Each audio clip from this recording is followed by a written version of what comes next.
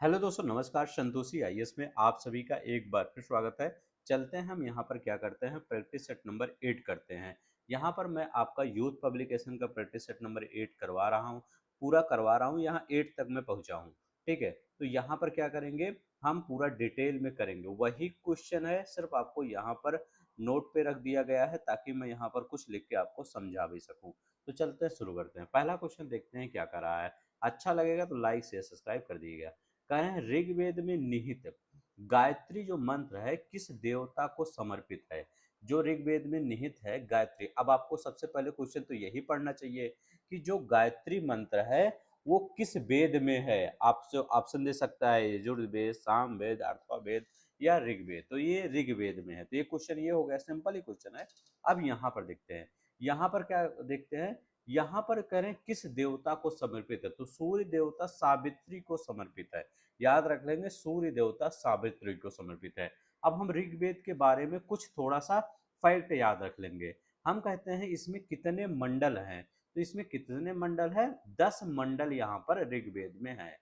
पहला तो फैक्ट ये हो गया। मैं कहूँ कि सबसे बड़ा मंडल कौन सा है, तो यही 10वां मंडल क्या है, सबसे बड़ा मंडल है। तो 10वां मंडल ही सबसे बड़ा मंडल है। मैं अगर कहता हूं कि जो ऋग्वेद में के कितने सूक्त हैं, तो सूक्त कितनी है, 1028 सूक्त हैं। ये कई बार ये सब क्वेश्चन प्रीवियस ईयर में पूछा गया है, मैं इसलिए यहाँ पर बता रहा हूँ कि आपका रिवीजन हो गए। कितना है, 1028 सूक्त हैं। अगर आपसे ये पूछा जाए इसके गायन, जो ऋग्वेद को पढ़ता है गाता है उसको क्या, पढ़ने वालों को क्या कहते हैं, तो ऋग्वेद को पढ़ने वाले को क्या कहते हैं, होत्री कहते हैं। तो याद रख लेंगे, ऋग्वेद को पढ़ने वाले को होत्री कहते हैं, ये याद रख लेंगे।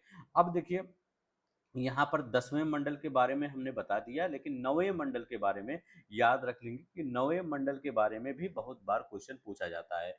9वां मंडल किसको समर्पित है, तो 9वां मंडल याद रख लेंगे सोम देवता को समर्पित है। किसको, सोम देवता को ये समर्पित है, तो ये सोम देवता, ये भी याद रख लेंगे।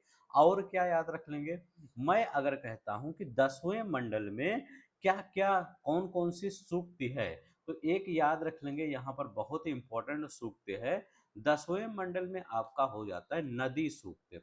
नदी सूक्त यहाँ पर आता है 10वें मंडल में। ठीक है, मैं कहता हूँ पुरुष सूक्त किसमें है, तो पुरुष सूक्त इसी में है। तो पुरुष सूक्त किसमें है, 10वें मंडल में आपका पुरुष सूक्त है। तो ये कई बार पूछा जाता है। सूर्य सूक्त किसमें है, तो आपका 10वें मंडल में ही पड़ता है। तो इतना आपको याद रखना है। ये ऋग्वेद में ये ऋग्वेद से संबंधित ये चीजें।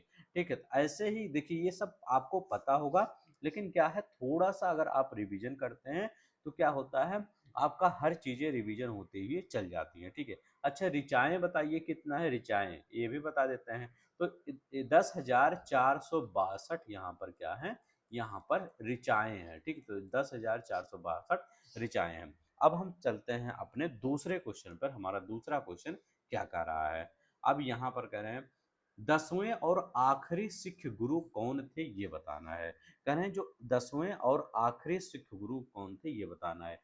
तो बताइए यहाँ पर 10वें और आखिरी सिख गुरु कौन थे, तो 10वें और आखिरी सिख गुरु कौन से, गुरु गोविंद सिंह। गुरु गोविंद सिंह क्या थे, 10वें और आखिरी सिख गुरु थे। अगर हम देखते हैं पहले कौन थे, तो गुरु नानक देव। याद रख लेंगे, गुरु नानक देव ये पहले थे, सबको मैं याद करवा देता हूँ। दूसरे गुरु कौन थे, अंगद थे। याद रख लेंगे, दूसरे कौन थे, अंगद थे। तीसरे कौन थे, अमरदास। तो अमरदास ये कौन से, तीसरे सिख गुरु थे। चौथे सिख गुरु थे कौन से, रामदास। तो रामदास क्या होंगे, आपके चौथे थे। पांचवें सिख गुरु कौन थे, अर्जुन देव। याद रख लेंगे, अर्जुन देव ये पांचवें सिख गुरु थे। पांचवा हो गया, छठवां। ठीक है, छठवें कौन थे, तो छठवें याद रखेंगे, हर गोविंद सिंह। हर गोविंद सिंह, ठीक है, गोविंद सिंह ये कौन थे, छठवें सिख गुरु। ठीक है, सातवें कौन थे, हर सहाय। तो हर राय, सहाय ने हर राय थे। ठीक है, आठवें कौन थे, हर किशन। ठीक है, तो हर किशन ये आठवें थे। आठ हो गए। नौवें कौन थे, तेग बहादुर। तो याद रख लेंगे, तेग बहादुर कौन थे, ये नौवें थे। ठीक है, 10वें अगर आपसे पूछा जाए, 10वें सिख गुरु कौन थे? तो 10वें सिख गुरु कौन से थे? गुरु गोविंद सिंह। तो गुरु गोविंद सिंह ये कौन से थे? हमारे 10वें सिख गुरु थे। ठीक है, तो इन सिख गुरुओं को याद रखेंगे।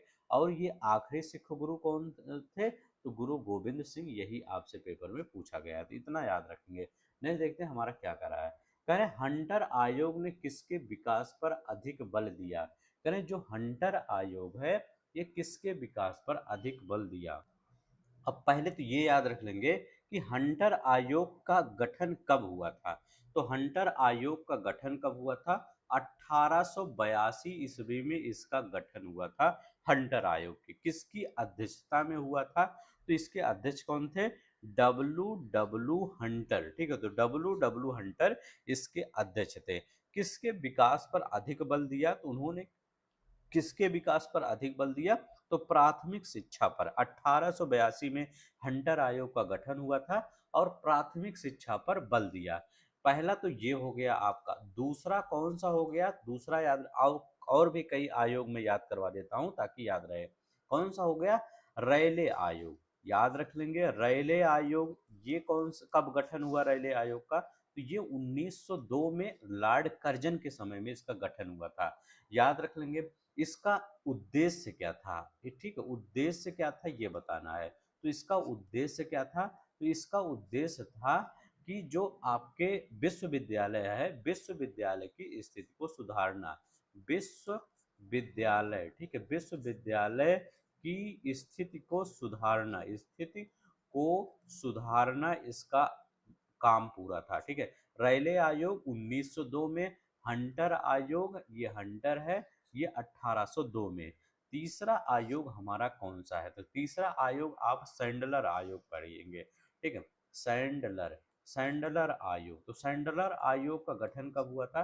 सैंडलर आयोग का गठन हुआ था 1917 या 19 में। ठीक है, 1917-19 में। अध्यक्ष कौन थे? Michael Sandler. अब यहाँ पर सैंडलर आयोग में बोला क्या जाता है?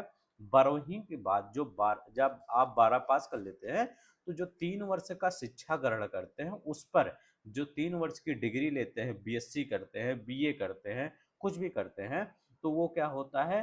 3 वर्ष की डिग्री पर, 3 12 के बाद 3 वर्ष की डिग्री पर बल देता है। ठीक है, कौन सा देता है?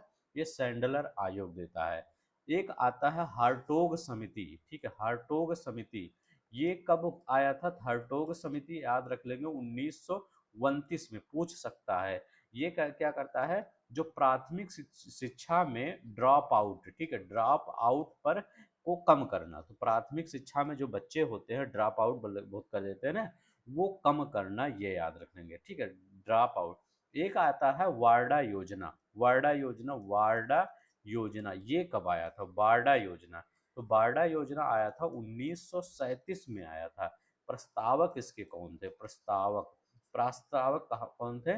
महात्मा गांधी थे। महात्मा गांधी जी इसके प्रस्तावक थे। बेसिक एजुकेशन को सुदृढ़ करना, बेसिक एजुकेशन है वो सुदृढ़ करना। ये हो गया पांचवा। छठवां कौन सा हो गया आपका? सार्जेंट योजना। सार्जेंट योजना, इसका सबका डेट याद रख लेंगे, हो सकता है कभी कोई आ जाए। सार्जेंट योजना कब आया था? ये आया था 1944 में आया था सार्जेंट योजना। इसका 40 वर्षों में सार्वभौमिक निशुल्क, मतलब आने वाले 40 वर्षों में सभी को निशुल्क शिक्षा देना और सभी को देना। ठीक है, तो ये हंटर 82 में, रैले 1902 में, सैंडलर 1917 में, हार्टोग समिति 29 में, ड्रॉप आउट कम करना प्राथमिक में। ठीक है, प्राथमिक में। वार्डा योजना 1937, प्रस्तावक एमजी गांधी थे। सर्जेंट योजना 1940 में। आने वाले 40 वर्षों में सार्वभौमिक शिक्षा पर बल देना था। तो हंटर आयोग कब था? ये आपका ये हंटर आयोग किस पे बल देता था? प्राथमिक शिक्षा पर हंटर बल देता था। ठीक है, ये याद रख लेंगे। 1882 में। चलते हैं, नहीं देखते हमारा क्या करा है। करा है 1882 में राजा राम मोहन राय द्वारा स्थापित किस संगठन ने महिलाओं के खिलाफ नकारात्मक परंपराओं, पूर्वाग्रहों और प्रथाओं को हटाने का प्रयास किया? तो किसके द्वारा? राजा राम मोहन राय के द्वारा ये संस्था स्थापित किए गए। तो इसका नाम क्या है? तो इसका नाम है ब्रह्म समाज। तो याद रख लेंगे इसका क्या नाम है? ब्रह्म समाज। ब्रह्म समाज की स्थापना कब हुई थी? तो ये 1828 ईस्वी में ब्रह्म समाज की स्थापना हुई थी, ये याद रख लेंगे। ये बहुत ही अच्छा काम किया था, महिलाओं से जितने रिलेटेड कुरीतियां थी उनको खत्म करने का प्रयास। सबसे ज्यादा कौन सी कुरीति थी? सती प्रथा, सती प्रथा को खत्म करने का। आर्य समाज की स्थापना 1875 ईस्वी में दयानंद सरस्वती ने, ठीक है, याद रखें, दयानंद सरस्वती ने, ठीक है, सती ने किया था। पुस्तक याद रख लेंगे, सत्यार्थ प्रकाश, सत्यार्थ प्रकाश, ये बहुत ज्यादा पूछा जाता है, ठीक है, ये याद रख लेंगे, ठीक है। रामकृष्ण मिशन की विवेकानंद ने स्थापना किया था, कब किया था? 1897 में। राम कृष्ण मिशन, RKM, ठीक है, तो रामकृष्ण मिशन की 1897 में। ऐसे कुछ डेटे याद रखना चाहिए आपको। करें, काकोरी मामले में पकड़े जाने के बाद अशफाकुल्ला खान को किस जेल में कैद किया गया था? किस जेल में कैद किया गया था और वहीं फांसी भी दे दिया गया था? अब देखिए, काकोरी की घटना कब हुई थी ये बताना है। तो काकोरी की घटना कब हुई थी? ये घटना हुई थी 9 अगस्त, 9 अगस्त 1925 को ये घटना हुई थी, ये याद रख लेंगे। जो सहारनपुर से लखनऊ को जो जा रही थी, एक लखनऊ के पास एक काकोरी स्थान पड़ता है, वहीं पर 8 डाउन ट्रेन का जो सरकारी खजाना था उसको लूट लिया गया था। पहले इसको काकोरी कांड बोला जाता था, अब इसको काकोरी कांड से काकोरी ट्रेन एक्शन बोला जाता है। क्यों बोला जाता है? क्योंकि ये ऐसा नहीं था कि लोग गलत काम करना चाहते थे, लूटपाट करना चाहते थे, नहीं, ये सब भारत का ही धन था, दूसरे देश ले जाना चाहते थे, ठीक है। तो ये याद रख लेंगे, ये अ, मतलब जब अंग्रेज राज कर रहे थे तो यहाँ का जितना भी धन था बाहर तो ही लेते जाते थे, ब्रिटेन ही। तो क्या किए, यहाँ के लोग सोचे यहीं लूटे यहीं रहे सब। तो ये हमारे जो स्वतंत्रता सेनानी थे ये सब, ठीक है। तो ये इसमें सब पूछा जाता है कि किसको कहाँ पर, 4 लोगों का नाम याद रखेंगे, बहुत इंपॉर्टेंट है। पहले हम अशफाकुल्ला को, इनको फांसी कहाँ दिया गया था? अशफाकुल्ला खान को, तो इनको फांसी कहाँ दिया गया? देखिए, अशफाकुल्ला, यहाँ पर फा है ना, यहाँ लिखा क्या गया है? फा। तो फा मतलब क्या है? अशफाक, जहाँ फा आ जाए वहां भी फा आ जाएगा, फैजाबाद, तो ठीक है, फैजाबाद, अशफाकुल्ला फैजाबाद। अब देखिए यहाँ पर कई लोग का नाम और याद रख लेंगे, इसमें कौन और शामिल थे? अशफाकुल्ला खान शामिल थे, इसके बाद कौन था? राम प्रसाद बिस्मिल, इनका नाम है राम प्रसाद, ठीक है, राम प्रसाद बिस्मिल, ठीक है। अब देखिए, राम प्रसाद बिस्मिल को फांसी कहाँ दिया गया था बताइए? अशफाकुल्ला को तो बता ही दिए हैं, राजेंद्र लहरी, तो याद रख लेंगे, राजेंद्र लहरी, इनको कहाँ फांसी दिया गया था? राजेंद्र लहरी के बाद रोशन सिंह, ये यही चारों घुमा घुमा के पूछता है किसको कहाँ फांसी दिया गया था।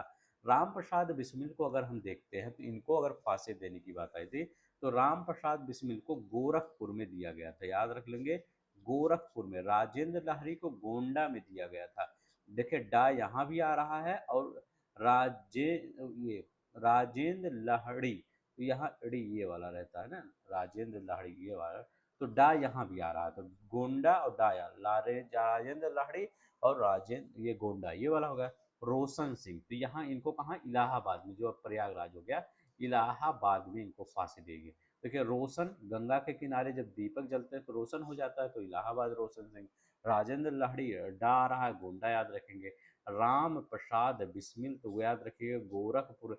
अब देखिए कैसे याद रखेंगे, तो यहाँ पर क्या है? गोरखनाथ है, मठ है, तो वहाँ पर राम जी का प्रसाद मिलता है, तो गोरखपुर में, तो याद रख लेंगे राम प्रसाद बिस्मिल, तो याद रखेंगे यहाँ गोरखपुर का प्रसाद, यहाँ राम प्रसाद बिस्मिल, और गोरखपुर में प्रसाद मिलता है राम प्रसाद। राम का प्रसाद कहाँ मिलता है? गोरखपुर में, गोरखपुर मठ है ना, याद रखें, ऐसे याद रखेंगे। फा आ रहा है तो फैजाबाद, ऐसे थोड़ा थोड़ा याद करेंगे ताकि आपको क्या है, याद रहे, वहाँ तो नहीं कंफ्यूज हो जाते हैं, ठीक है। बस चलते हैं ना, देखते हैं। करें, संविधान सभा द्वारा भारतीय संविधान को कब पारित किया गया था? देखिए, संविधान सभा द्वारा भारतीय संविधान को कब पारित किया गया था? दो चीजें हमेशा यहाँ पर याद रखना होगा, जो जब आपसे पूछे कि ये पारित कब हुआ, दो वर्ड होता, पारित कब हुआ और ये क्या हुआ, प्रभावी कब हुआ। काफी लोग यहाँ पर कंफ्यूज होते हैं, ठीक है। अब यहाँ पर एक दो वर्ड यहाँ पर ये आ जाता है, दो वर्ड एक और आ जाता है। यहाँ पर एक वर्ड आता है कि अपनाया कब गया, अपनाया, और ये एक वर्ड आता है लागू, दोनों वर्ड याद रख लेंगे, ठीक है। जब ये याद करेंगे तो आपको कभी कंफ्यूज नहीं होगा। जब पारित बोले तो पारित कब किया गया, पारित आपका किया गया है 26 नवंबर, ठीक है। 26, देखिए पारित वर्ड लिखा गया है ना, पारित है।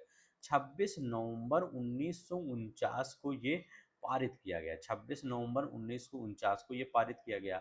अगर आपसे पूछे कि प्रभावी कब हुआ, तो 26 जनवरी, ठीक है, 26 जनवरी 1950 को ये प्रभावी हुआ, ठीक है, ये याद रख लेंगे।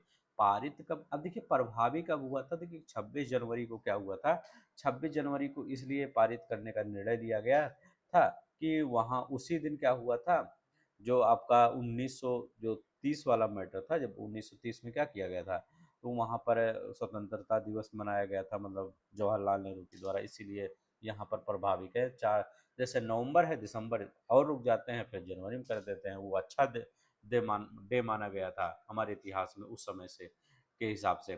तो 26 जनवरी 1950 को प्रभावी माना। पारित तो यहाँ पर अपनाया कब गया, तो 26 नवंबर 1949 को अपनाया गया। लागू कब कब किया गया, तो लागू 26 जनवरी 1950 को लागू ऐसे किया जाता है, ठीक है, ताकि आप कंफ्यूज ना हो, ठीक है। कब पारित किया गया, तो 26 जनवरी 1949 को ये पारित किया गया। नहीं देखते हमारा क्या है, करें के पास मौलिक अधिकार के संरक्षण की शक्ति होती है, करें किसके पास मौलिक अधिकार के संरक्षण की शक्ति होती है, तो किसके पास, संसद के सदस्यों के पास, राष्ट्रपति के पास, लोकसभा के पास, उपयुक्त में से कोई नहीं। तो कौन होता है जो आपका, अच्छा जब आपका कोई मौलिक अधिकार का हनन होता है, मान लीजिए कहीं पेपर लीक हो गया, तो आप क्या करते हैं, आरओ का पेपर लीक हुआ था उत्तर प्रदेश में, तो आपने क्या कहा था, आप कहाँ गए थे, आप हाई कोर्ट जा रहे थे, और डिस्ट्रिक्ट हर जगह जा रहे थे, कोर्ट, जैसे आपका कोई पेपर खराब वो लीक हो गया, तो आप क्या करते हैं, कोर्ट जाते हैं कि इसको रद्द कर दिया जाए, ठीक है। तो वो आपका मौलिक अधिकार होता है, आपके मौलिक अधिकार, आपका पेपर, आप गवर्नमेंट का अधिकार है कि आपको नौकरी देना, ठीक है। तो क्या है, अब वही चीजें नहीं सही हो पा रही तो आप कोर्ट चले जाते हैं, ठीक है। तो कोर्ट से क्या होता है, आपका वो मौलिक अधिकार की रक्षा करता है कोर्ट, ठीक है, कि हाँ यहाँ क्या हुआ, तो यहाँ पर क्या होता है, मौलिक अधिकारों के संरक्षण की शक्ति हमेशा सर्वोच्च न्यायालय और उच्च न्यायालय की होती है। सर्वोच्च न्यायालय किस आर्टिकल के तहत आपके मौलिक अधिकार की रक्षा करता है, तो याद रख लेंगे ये आर्टिकल कौन सा, 32 के तहत आपके मौलिक अधिकार की रक्षा करता है। और जो आपका उच्च न्यायालय है, इस किस आर्टिकल के तहत मौलिक अधिकार की रक्षा करता है, तो ये याद रख लेंगे आर्टिकल 226, ठीक है, आर्टिकल 226 के तहत, और ये आर्टिकल 32 के तहत मौलिक अधिकारों को रक्षा करता है। तो ये याद रखा करिए, कौन सा मतलब हमारा कभी कभी कंफ्यूज हो जाते हैं, लोकसभा आप लगा देते हैं, नहीं आर्टिकल 32, आर्टिकल 226, ठीक है, ये याद रखेंगे। नेक्स्ट देखते हैं हमारा क्या है, करें पंचायती राज को पहली बार 2 अक्टूबर 1958 को किस जिले में लागू किया गया, तो एकदम सिंपल क्वेश्चन है। पंचायती राज को किस जिले में लागू किया, नागौर जिले में। नागौर कहाँ का जिला है, ये राजस्थान का जिला है, ठीक है। यहाँ पर कुछ पंचायती राज की जो बॉडी बनी थी उसको याद रख लेंगे, कौन कौन सी, मतलब समय समय पर बनाया गया था। तो कौन सा, बलवंत राय मेहता समिति, कौन सी समिति थी, बलवंत, ठीक है, बलवंत राय मेहता समिति, ठीक है, मेहता समिति। ये कब बनी थी, सब बताना है। बलवंत राय मेहता समिति के बाद कौन आता है, अशोक मेहता, ठीक है, ये भी मेहता ही थे। अशोक मेहता समिति कब आता है, अशोक मेहता के बाद याद रख लेंगे जी वी के राव, ठीक है, जी वी के राव और सिंघवी, ये जितनी समिति है ये बहुत है, सिंघवी समिति, ये बहुत ही ज़्यादा इम्पोर्टेंट है, यही चारों याद रखें। ये कब बना था, 1957 में ये बना था, बलवंत राय मेहता समिति। तो 1957 में अशोक मेहता समिति कब बना था, 1977 में अशोक मेहता समिति। जीवी के राव 1985 में जीवी के राव समिति, सिंघवी समिति, जिसने संवैधानिक पहली बार कहा कि ये संवैधानिक दर्जा दिया जाए, ठीक है, संवैधानिक दर्जा दिया जाए पंचायती राज को। ये 1986 में बना था, 57, 77, 85, 86, ये याद रख लेंगे। ये नागौर राज्य। अच्छा, दूसरा राज्य कौन अपनाया था? तो दूसरा राज्य था आंध्र प्रदेश। सेकंड था कौन सा? आंध्र प्रदेश। ये आंध्र प्रदेश का याद रखेंगे, ये सेकंड था। नेक्स्ट देखते हैं हमारा क्या है।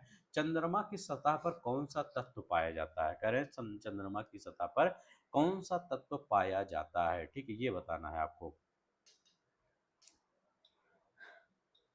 तो चंद्रमा की सतह पर कौन सा तत्व पाया जाता है? तो टाइटेनियम बहुत ज्यादा मात्रा में पाया, चंद्रमा की सतह पर पाए जाने वाला मतलब भारी मात्रा, वहाँ की जो चट्टानें होती हैं उसमें टाइटेनियम पाया जाता है, ये याद रखेंगे। ठीक है। अच्छा, चंद्रमा की सतह और उसकी आंतरिक स्थिति का जब आप अध्ययन करते हैं उसको क्या बोला जाता है? चंद्रमा की सतह और उसकी आंतरिक स्थिति का जब अध्ययन करते हैं तो उसको क्या बोला जाता है? सेलेनोलॉजी। बहुत इंपॉर्टेंट है, क्या है? सेलेनोलॉजी।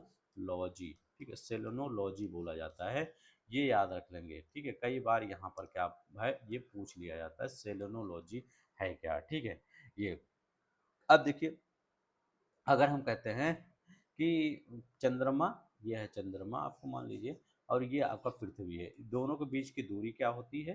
तो 3,84,000 किलोमीटर। ठीक है, 3,84,000 किलोमीटर इसके बीच की दूरी होती है, ये याद रख लेंगे। टाइटेनियम पाया जाता है। चंद्रमा की सतह का जो अध्ययन होता है, सतह की जो अध्ययन होता है वो सेलेनोलॉजी कहलाता है। निम्नलिखित में से कौन सा उच्चतम पर्वत शिखर है? कह रहे हैं उच्चतम पर्वत शिखर कौन सा है, ये बताना है।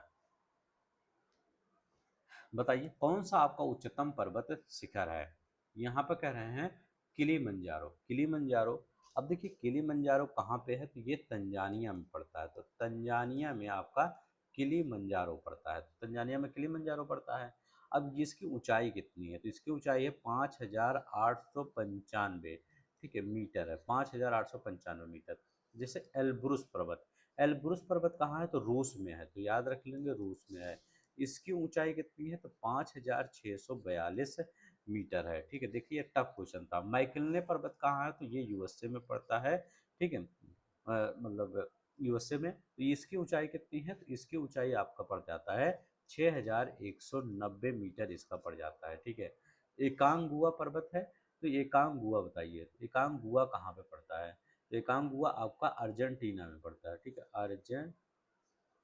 अर्जेंटीना में पड़ता है। इसकी ऊंचाई कितना है? यहाँ 6,962 मीटर है, 6,962। तो आप बताइए यहाँ पर सबसे ज़्यादा ऊंचा कौन सा है? तो एकांकगुआ, एकांकगुआ जो पर्वतमाला है ये सबसे ऊंचा है, याद रखेंगे एकांकगुआ। ठीक है, अर्जेंटीना, एकांकगुआ। नेक्स्ट देखते हैं हमारा क्या है। झील पारिस्थितिकी में से पोषक तत्वों के प्रचुरण की प्रक्रिया को क्या कहते हैं? अब देखिए यहाँ पर क्या होता है, ये किसकी बात कर रहा है? ये बात कर रहा है यूट्रिफिकेशन की। क्या कर रहे हैं? ये यूट्रिफिकेशन, ये क्या होता है यूट्रिफिकेशन? ये बात बहुत ही अच्छा, मतलब बहुत ही अच्छा ये टर्म है यूट्रिफिकेशन। मान लीजिए ये आपका घर है, आपके घर के आसपास यहाँ पर कई घर मिल जाते हैं। यहाँ पर एक तालाब है, ठीक, इसी तालाब है। यहाँ पर जितना भी इनके किचन उचन का चीजें आया वो कहाँ पे आ गया? ये यहाँ पर बाकी इसी तालाब में आ गया। यहाँ पर इनके भी तालाब, ये भी आ गया, ये भी आ गया। तो यहाँ पर जैसे किचन उचन में जो चीजें होती हैं वो पोषण युक्त होती हैं। ठीक है, घर और की जो चीजें होती हैं जो बाकी आती है तो वो पोषण युक्त होती है। तो उसमें क्या होता है, इतना पोषण होता है कि तालाब में पोषण की मात्रा, मिनरल की मात्रा बढ़ जाती है। तो यहाँ पर क्या कहते हैं, पोषण की मात्रा, ये पोषण की मात्रा क्या होता है, न्यूट्रिशन की मात्रा क्या होता है, न्यूट्रिशन इंक्रीज कर देता है। जब न्यूट्रिशन इंक्रीज कर देता है तो यहाँ इसी के ऊपर पाए जाता है एल्गी, जिसको आप शैवाल बोलते हैं। इसी शैवाल की मात्रा बढ़ जाती है और आप देखते होंगे पूरे तालाब पे आपको दिखता होगा कि पूरे तालाब पे आपको काई एकदम जम जाती होगी। जैसे पहले आपका गांव में देखते होंगे नल वल रहता होगा, ठीक है, ऊपर काई बिछी रहती थी, वैसे पूरे तालाब पे क्या होता है, आपका काई हो जाता है। और एक जो होता है हरा हरा पौधा होता है, और वो मतलब ढेर ऐसे पत्तेदार हरा हरा पत्ता होता है, पूरे तालाब पे छा जाता है। ठीक है, तो वो भी आपका जला जाता है, जिससे क्या होता है नीचे के जो जीव जंतु होते हैं उनको ना ऑक्सीजन सही से मिल पाता है, क्योंकि यही सब ऑक्सीजन ग्रहण कर लेते हैं। और ना हुई उनको क्या होता है, सूर्य की रोशनी मिल पाती है। जब ऊपर पूरा छा जाएगा तो नीचे सूर्य की रोशनी मिलेगी, नहीं मिलेगी, जिसके कारण उन सबकी मृत्यु होती है। तो यूट्रिफिकेशन, बहुत ज़्यादा न्यूट्रिशन की मात्रा आपके तालाब झील में बढ़ जाती है। यही एक अच्छे लाइन में कह दीजिएगा, बस आपका एग्जामिनर समझ जाएगा कि कहना क्या चाह रहे हैं हम। ठीक है, तो न्यूट्रिशन की मात्रा जब बढ़ जाती है तो ऊपर की जो परत एक जम जाती है बहुत सारे शैवाल के द्वारा, और जो जलकुंभी जिसको आप बोलते हैं उसके द्वारा नीचे आपका रोशनी नहीं पहुंच पाता है तालाब के, जिसके नीचे जो जीव जंतु, मछलियाँ रहती हैं और भी जानवर रहते हैं, वो मरने लगते हैं। बस यही यूट्रिफिकेशन होता है। ठीक है, बीओडी का फुल फॉर्म याद रखिएगा, बहुत बार पूछा जाता है। क्या होता है, बायोलॉजिकल ऑक्सीजन डिमांड। ठीक है, नेक्स्ट देखते हैं हमारा क्या, मानव गतिविधियों से परिवर्तन पर्यावरण कहलाता है। कह रहे हैं जो मानव गतिविधियों से परिवर्तन पर्यावरण कहलाता है। जो मानव गतिविधियों से एंथ्रोपोजेनिक, ठीक है, याद रखेंगे, एंथ्रोपोजेनिक पर्यावरण कहलाता है। ठीक है, एंथ्रोपोजेनिक मतलब जो मानव के द्वारा चीजें बेकार हो रही हैं उसी को कहते हैं। नहीं, देखते हैं हमारा क्या है। कह रहे हैं भारतीय वन्य जीव संस्थान कहाँ है। कह रहे हैं भारतीय वन्य जीव संस्थान कहाँ है। तो भारतीय वन्य जीव संस्थान आपका कहाँ पे पड़ता है, ये देहरादून में पड़ता है। तो भारतीय वन्य जीव संस्थान आपका देहरादून में पड़ता है। इसकी स्थापना कब हुई थी, 1982 में इसकी स्थापना हुई थी, याद रखें 1982 में। चलते हैं ना, देखिए ये क्वेश्चन बताइए, बहुत ही अच्छा क्वेश्चन है कि बेसल समागम कन्वेंशन का उद्देश्य निम्नलिखित में से किसके प्रतिकूल प्रभावों से मनुष्य के स्वास्थ्य और पर्यावरण की रक्षा करना है। अब बेसल समागम, बेसल कन्वेंशन कब आया था, तो बेसल कन्वेंशन कब आया था, पहले तो ये बताइए, पहले तो इसका आंसर आप बता दीजिए, इसके बाद आगे बढ़िएगा। ठीक है, तो इसका खतरनाक अपशिष्ट, जो खतरनाक अपशिष्ट होता है उसको डाल देते हैं हर जगह, इसी को रोकने के लिए बनाया गया था बेसल कन्वेंशन। तो बेसल कन्वेंशन कब आया था, 22 मार्च, याद रख लेंगे, 22 मार्च 1982 में बेसल कन्वेंशन आया था, 22 मार्च 19। अच्छा, बेसल है कहाँ, तो ये आपका याद रख लेंगे, स्विट्जरलैंड में है। तो याद रख लेंगे कहाँ है, स्विट्जरलैंड में आपका ये बेसल कन्वेंशन, बेसल मतलब एक स्थान है, वहीं पे अपनाया गया था। ये कब अपनाया गया, ये 22 मार्च 1982 को। लेकिन याद रख लेंगे ये कब लागू किया गया, तो ये लागू किया गया 1992 को लागू किया गया, तो याद रख लेंगे 1992 को लागू किया गया था। तो बेसल कन्वेंशन याद रख लेंगे, इंपॉर्टेंट है। चलते हैं नेक्स्ट क्वेश्चन हमारा, देखते हैं हमारा क्या कर रहा है। हमारा यहाँ पर नेक्स्ट क्वेश्चन हमारा देख कर रहा है, उत्तर प्रदेश में निम्न में से कौन से जिले जो सीमा मध्य प्रदेश के साथ साझा नहीं करती। देखिए बहुत ज्यादा अच्छा क्वेश्चन है, ऐसे क्वेश्चन आपके टफ हो जाते हैं। तो कह रहे हैं कौन सा ऐसा जिला है जो मध्य प्रदेश के साथ सीमा साझा नहीं करता। जो देखिए आगरा यहाँ पे आपको दिख रहा होगा, आगरा, ठीक है, आगरा क्या करता है, मध्य प्रदेश के साथ सीमा साझा कर, ये देखिए आगरा आपको दिख रहा होगा, आगरा है, साझा कर रहा है मध्य प्रदेश से। ये वाला एरिया जो आया है ना, आगरा आया है। आपके आगरा के बाद यहाँ पे क्या रख रहा है, इटावा, इटावा देखिए साझा कर रहा है, हाँ साझा कर रहा है। जालौन साझा कर रहा है, हाँ, झांसी साझा कर रहा है, ये तो मध्य प्रदेश है। देखिए जा यहाँ पर क्या है, ललितपुर साझा कर रहा है, हाँ ललितपुर तो तीनों ओर से घिरा हुआ है। महोबा साझा कर रहा है, हाँ। हमीरपुर नहीं करता, ये बांदा वाला एरिया आ जाता है, बांदा साझा करता, हाँ।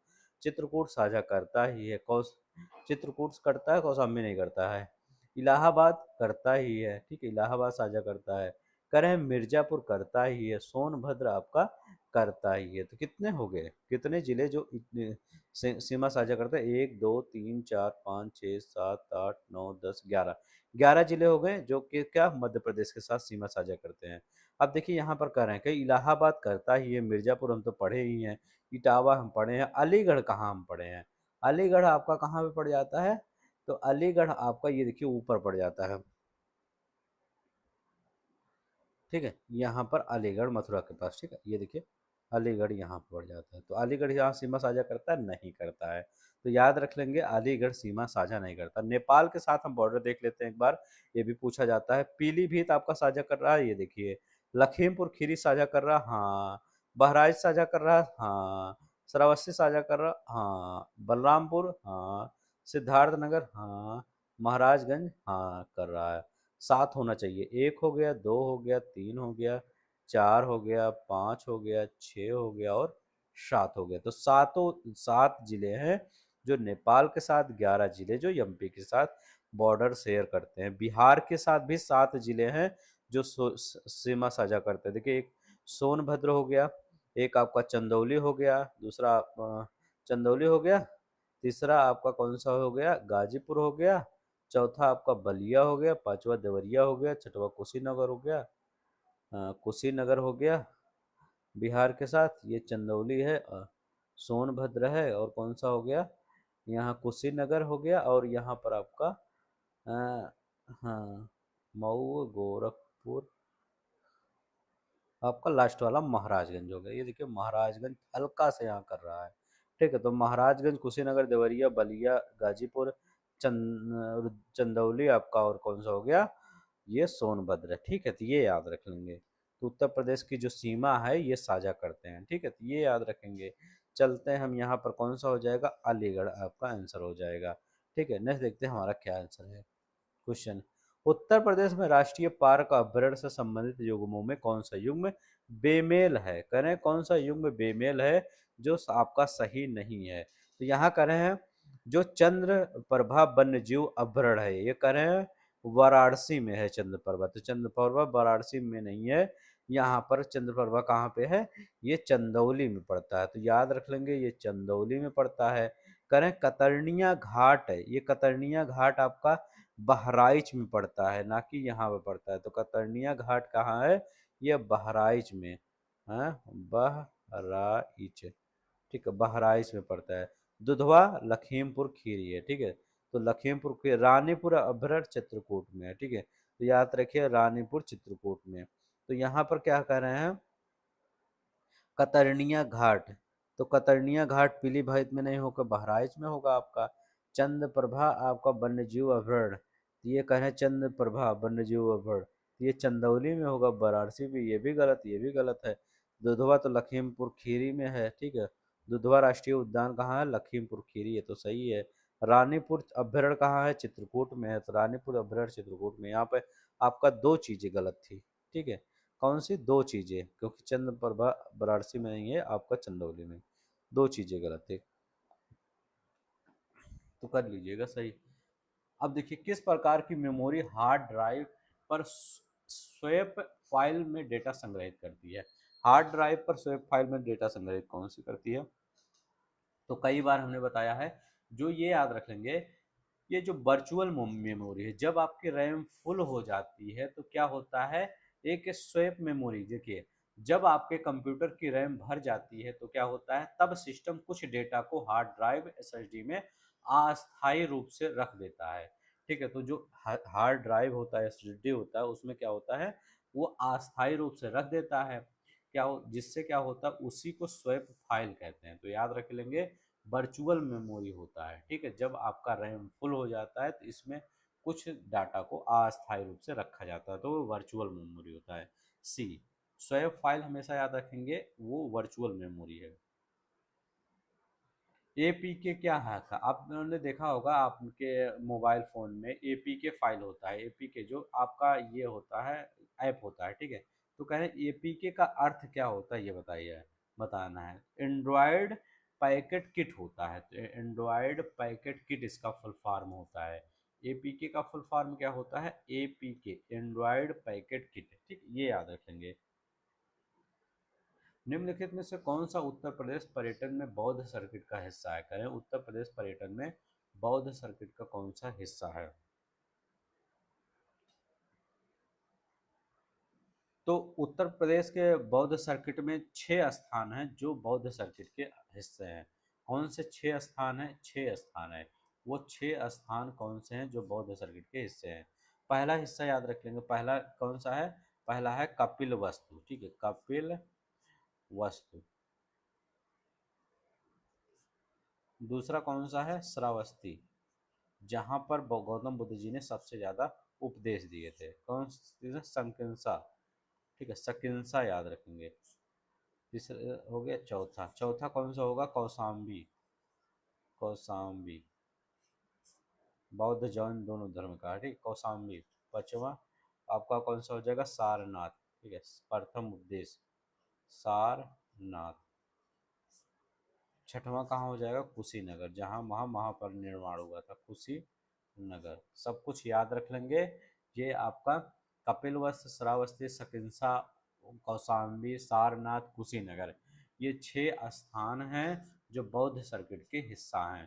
ठीक है, कह रहे हैं कौन सा उत्तर प्रदेश बौद्ध सर्किट का हिस्सा है, ये बताना है। तो सारनाथ आपका क्या है? बौद्ध सर्किट के हिस्से हैं।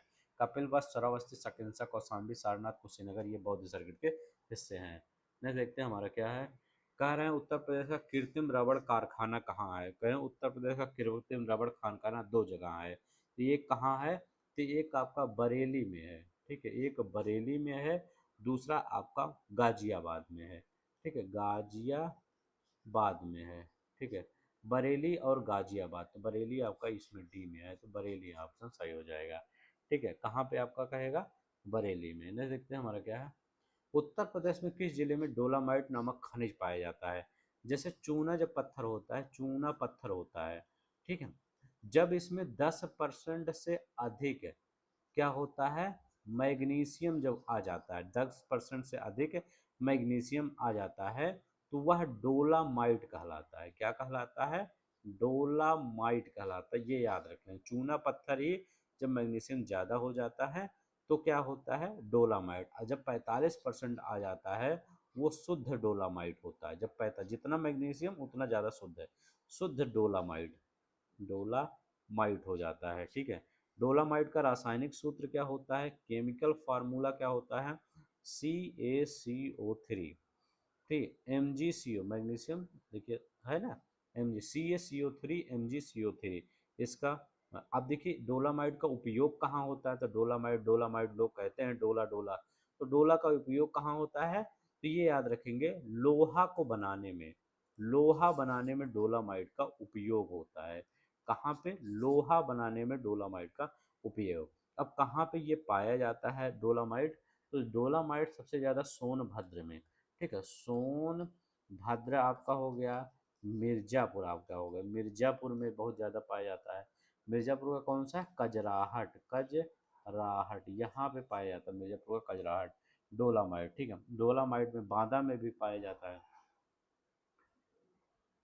तो यहाँ पर सबसे ज़्यादा कहाँ पे पाया जाता है? खनिज का नामक खनिज का सोनभद्र, यहाँ याद रखिए सोनभद्र। नहीं देखते हैं, हाँ।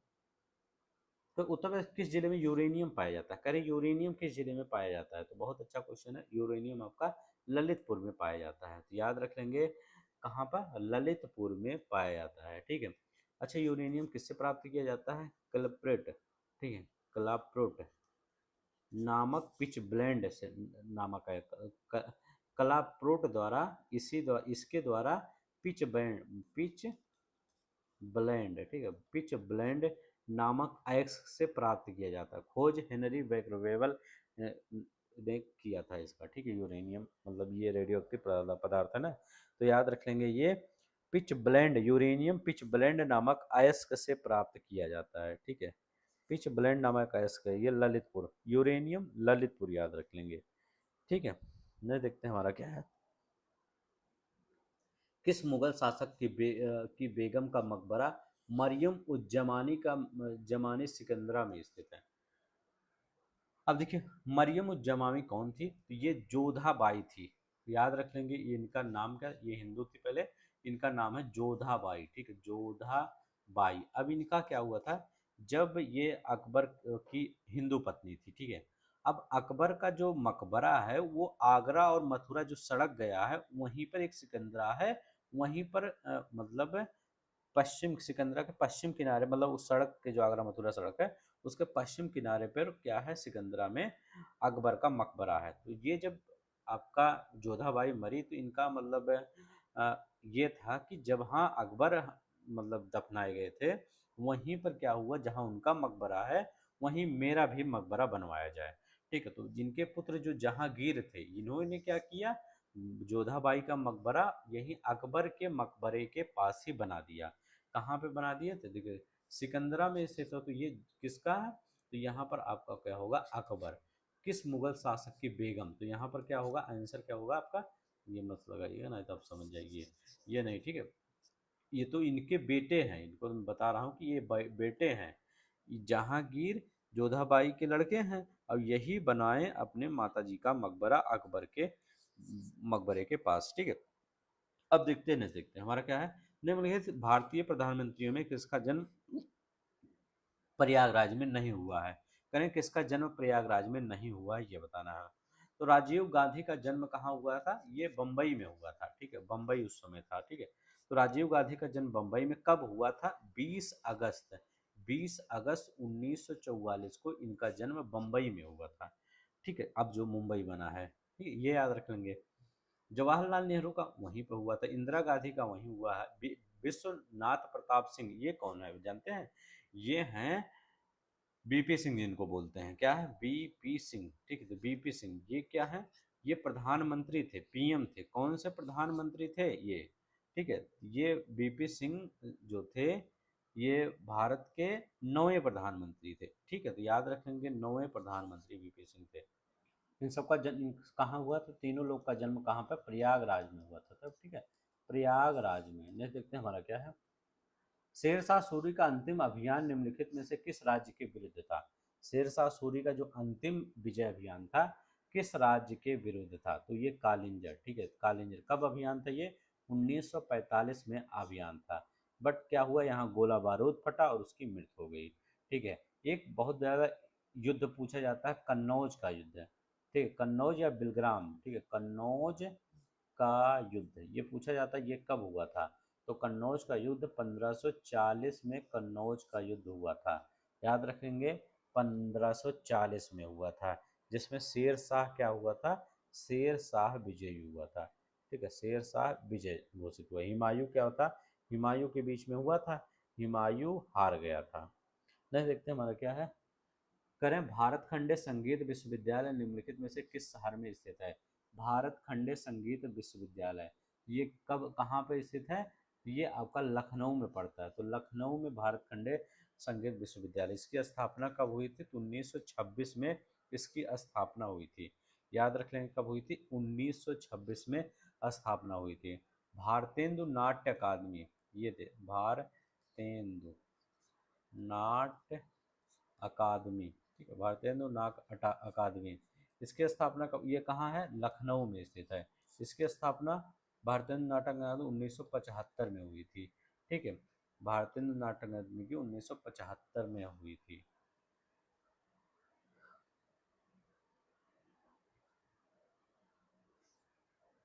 ठीक है, भारत खंडे संगीत विश्वविद्यालय, अच्छा इसका संगीत विश्वविद्यालय ये तो 1966 में हुआ, लेकिन ये 1926 में इसका नाम मैरिस कॉलेज ऑफ म्यूजिक था। पहले क्या था, मैरिस कॉलेज ऑफ म्यूजिक, ठीक है, ऑफ म्यूजिक, ठीक, याद रखें मैरिस कॉलेज ऑफ म्यूजिक। भारत कला भवन कहाँ है, ये याद रखेंगे, भारतीय नाट्य अकादमी लखनऊ में 1975 में स्थापना हुई थी, नाट्य अकादमी, भारतेंदु नाट्य अकादमी।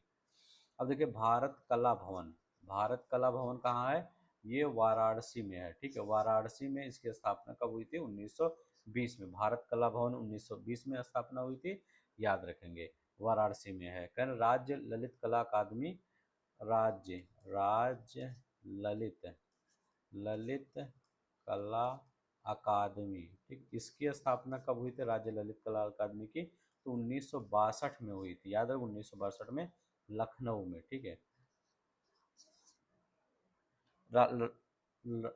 राज्य लाल ललित कला अकादमी 1962 में, भारत कला भवन 1920 में, ठीक है, भारतीय नाट्य अकादमी 1975 में, भारत खंडे संगीत विश्वविद्यालय 1966 में बना था, लेकिन स्थापना 1926 में पहले इसका नाम जिससे हुई थी, ठीक है, ये याद रखने। देखते हैं हमारा क्या है, करें, हिंदू मुस्लिम एकता का संकेतक सुलह कुल महोत्सव कहाँ मनाया जाता है। करें, जो सुलह कुल महोत्सव है ये कहाँ मनाया जाता है, कहाँ मनाया जाता है, तो ये सुलह कुल महोत्सव आगरा में मनाया जाता है, बस आगरा में याद रखेंगे, आगरा में सुलह कुल महोत्सव मनाया जाता है, ठीक है। बटेश्वर मेला वहीं आगरा में मिलता है।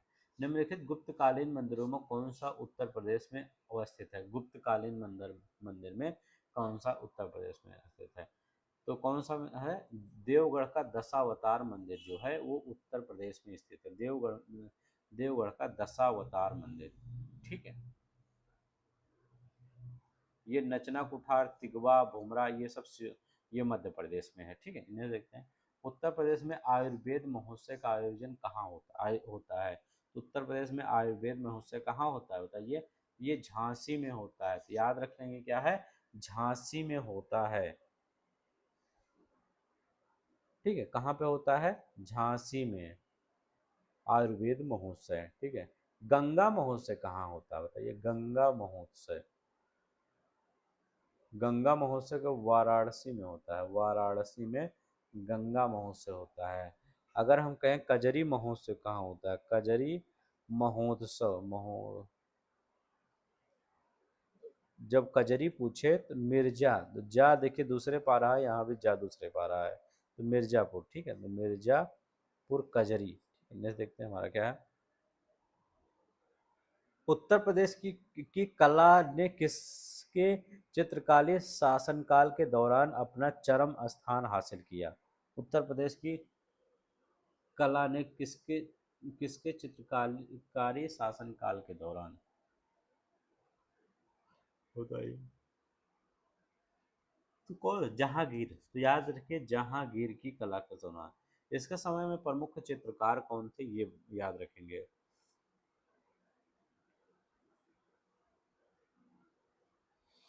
तो प्रमुख चित्रकार जहांगीर के समय में कौन से? फारूक बेग, ठीक है। फारूक बेग याद रखेंगे, फारूक बेग थे।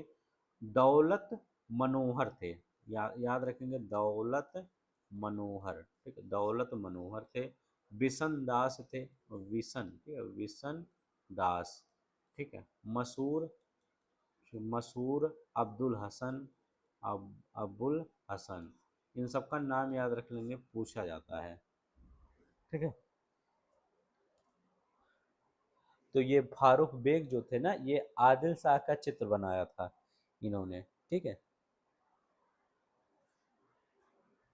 जहांगीर के समय में ये थे हेरात के अकारीजा, हेरात के अकरीजा, जो उनके नेतृत्व में जो आगरा का चित्रकला है उसकी स्थापना की है। तो यहाँ इन सब का नाम याद रखिएगा। फारूक बेग, दौलत मनोहर, बिशन दास, मंसूर अबुल हसन, ये जहांगीर के समय में कला के धनी थे, ठीक है, कला चित्रकला के। जिला मुख्यालय बलिया महर्षि का जन्मस्थान और कर्मस्थान माना जाता है। बलिया किसका जन्मस्थान और कर्मस्थान माना जाता है, बताइए।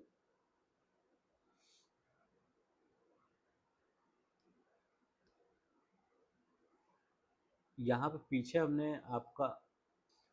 हमने आपको क्या बताया था, ये बीपी सिंह, ठीक है। बीपी सिंह आठवें प्रधानमंत्री थे, आठवें थे, नौवें नहीं थे। यहाँ पर आपका ये बलिया आया ना, बलिया से आ गया कि नौवें प्रधानमंत्री तो यहाँ थे, ठीक है। बलिया से कौन थे नौवें प्रधानमंत्री? चंद्रशेखर, याद रख लेंगे, चंद्रशेखर जो थे ये नौवें प्रधानमंत्री थे, जो कहाँ से थे? बलिया शहर से थे, ठीक है। यहाँ याद आया, बीपी सिंह आपके आठवें प्रधानमंत्री थे। मंडल आयोग इन्हीं के समय में क्या हुआ था? लागू हुआ था, ओबीसी जो आरक्षण था, मंडल आयोग बीपी सिंह के कार्यकाल में, ठीक है। चंद्रशेखर नौवें प्रधानमंत्री, इनका मतलब जो कहाँ से आते थे? यही आपके बलिया शहर से आते थे। महर्षि का जन्म स्थान कहाँ माना जाता है? तो बलिया महर्षि जन्म स्थान और कर्म स्थान माना जाता है, जन्म स्थान और कर्म स्थान, ठीक है। किसका? तो यहाँ पर किसका, किनका माना जाता है? भृगु का। तो याद रख लेंगे महर्षि भृगु का जन्म स्थान कर्म स्थान माना जाता है, ठीक है। ये पहले क्या था? गाजीपुर जिले में ही था बलिया, लेकिन 1 नवंबर 1879 में गाजीपुर से अलग कर दिया गया बलिया को, ठीक है। यहाँ पर बहुत बड़े बड़े लोग मतलब हुए, जैसे आपका मंगल पांडे, ठीक है, मंगल पांडे, ठीक है, मतलब बहुत प्रसिद्ध लोग की भूमि है ये। चित्तू पांडे, ठीक है, पांडे चित्तू पांडे हो गए। आपके चंद्रशेखर हमने बता ही दिए, नवे प्रधानमंत्री आपके। जनेश्वर मिश्र, ठीक है, तो याद रख लेंगे जो पार्क है जनेश्वर, लखनऊ में नहीं, जनेश्वर पार्क, जनेश्वर मिश्र। हजारी प्रसाद द्विवेदी हिंदी साहित्य के बहुत बड़े कवि, ठीक है, हजारी प्रसाद द्विवेदी, ठीक है, प्रसाद द्विवेदी, ये कहाँ से थे, ये बलिया से ही थे, तो याद रख लेंगे बलिया से ही ये सब थे। ठीक है, नेक्स्ट देखते हैं हमारा क्या है। यहाँ बताइए हमारा क्या है, कह रहा है, करें, कवयित्री महादेवी वर्मा का जन्म किस शहर में हुआ था। महादेवी वर्मा का जन्म कब, कवयित्री किस शहर में हुआ था, यह फर्रुखाबाद में इनका जन्म हुआ था। कब बाद में हुआ था, तो 26 मार्च, ठीक है, मार्च 1907 में इनका जन्म हुआ था। 26 मार्च 1907 में इनका जन्म हुआ था। इन्हें आधुनिक मीरा भी कहा जाता है, ठीक है, क्या है, आधुनिक मीरा भी कहा जाता है। तो इनकी रचनाएं याद रखेंगे, ठीक है, रचनाएं बहुत ज़्यादा इम्पोर्टेंट है इनकी, ठीक है, तो इनकी रचनाएं कौन सी हैं ये बताना है। तो इनकी रचनाएं कौन सी हैं, संध्या गीत, ठीक है, तो याद रखेंगे संध्या गीत इनकी रचनाएं हैं, ठीक है। दूसरा क्या याद रखेंगे, छड़दा के चलचित्र, छड़दा के चलचित्र, ठीक है, छड़दा के चलचित्र। मेरा परिवार, मेरा परिवार, ठीक है, तो मेरा परिवार याद रखेंगे। दीप शिखा, ठीक है, दीप शिखा, तो दीप शिखा याद रखेंगे। ठीक है, निर्जा याद रखेंगे, निर्जा, ठीक है, निर्जा याद रखेंगे।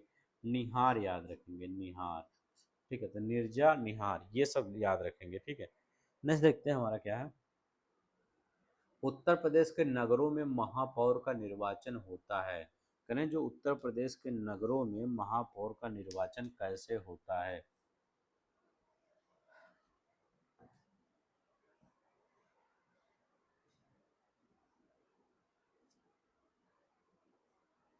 तो कैसे होता है, सीधे नगर के निर्वाचकों द्वारा होता है। जैसे आपका नगर पालिका वाला इलेक्शन नहीं होता, तो महापौर, जैसे आप इलाहाबाद में देखेंगे, तो इलाहाबाद में क्या होता है, आपका महापौर होते हैं, ठीक, इलाहाबाद में आपको देखेंगे, लखनऊ में आप देखेंगे, ठीक है, तो यहाँ पर जो बड़े बड़े महानगर है, कानपुर में, यहाँ पर महापौर होता है, ठीक है, मेयर जिसको बोला जाता है, शहर का प्रथम नागरिक बोला जाता है, सीधे निर्वाचकों द्वारा होता है। नहीं देखते हैं, जवाहर रोजगार योजना JRY किस वर्ष शुरू की गई थी, जवाहर रोजगार योजना किस वर्ष शुरू की गई थी। तो जवाहर JRY ये योजना शुरू की गई थी 1 अप्रैल, याद रख लेंगे, 1 अप्रैल 1989 में शुरू की गई थी। लेकिन ये जब ये शुरू हुई तो इसके पीछे भी दो योजनाएं थी, तब ये बनी है, अब इसके आगे भी ये मिलके एक योजना बनी है। इसका थोड़ा सा देख लीजिए। एक क्या होता है, JRY 1 अप्रैल 1989 में, इससे पहले एक योजना आई थी, क्या आया था, NREP, ठीक है, ये कब आया था, 1980 में आया था NREP। और एक था RLEGP, ये कब आया था, 1983 में आया था, ठीक है। दोनों योजनाएं, इसका फुल फॉर्म होता है नेशनल रूरल एम्प्लॉयमेंट प्रोग्राम, तो इसका ग्रामीणों को रोजगार देना इसका मेन काम था। ये क्या था, RLEGP, इसका काम क्या था, इसका काम था जो RLEGP है, यह रूरल लैंडलेस एम्प्लॉयमेंट ग्रांटी प्रोग्राम, ग्रामीण जो भूमिहीन मजदूर हैं उनको रोजगार देना। फिर ये दोनों को मिलाकर क्या किया गया, तो ये दोनों को मिलाकर ये एक योजना बना दिया गया। ये 80 में आया था, ये 83 में आया था, फिर ये 1989 में योजना बना दिया गया, 1 अप्रैल 1989 में ये JRY बना दिया गया। तो ऐसे याद रख लेंगे कि ये और ये योजना मिलके 1989 में ये, फिर क्या किया गया, जब 1989 में है तो 10 साल चला, इसके बाद इसका नाम बदल बदल दिया गया। 1999 में इसका नाम क्या कर दिया गया, तो 1999 में इसका नाम कर दिया गया है जवाहर ग्राम समृद्ध योजना। तो ये याद रखेंगे, जवाहर ग्राम समृद्ध है, ठीक है, जवाहर ग्राम समृद्ध योजना इसको बना दिया गया, ठीक है, जवाहर ग्राम। फिर 2001 में इसका फिर नाम बदलकर, 2001 में इसका फिर नाम बदलकर संपूर्ण ग्रामीण रोजगार योजना कर दिया गया था। याद रखेंगे, संपूर्ण ग्रामीण, ठीक, ग्रामीण रोजगार योजना, ठीक, ये कर दिया गया। पहले 1989 में नया बना, 1999 में जवाहर ग्राम समृद्धि योजना बन गया, 2001 में फिर चेंज कर दिया गया, संपूर्ण ग्रामीण रोजगार योजना में कन्वर्ट कर दिया गया। नेक्स्ट देखते हैं हमारा क्या है। करें माँ कार्यक्रम। जो माँ कार्यक्रम है, मदर एब्सोल्यूट अफेक्शन, निम्नलिखित में से किस मंत्रालय द्वारा अगस्त 2016 में प्रारंभ किया गया? तो कौन सा मंत्रालय था? स्वास्थ्य और परिवार कल्याण मंत्रालय था, ये याद रखेंगे। नहीं, देखते हैं हमारा क्या कर रहा है।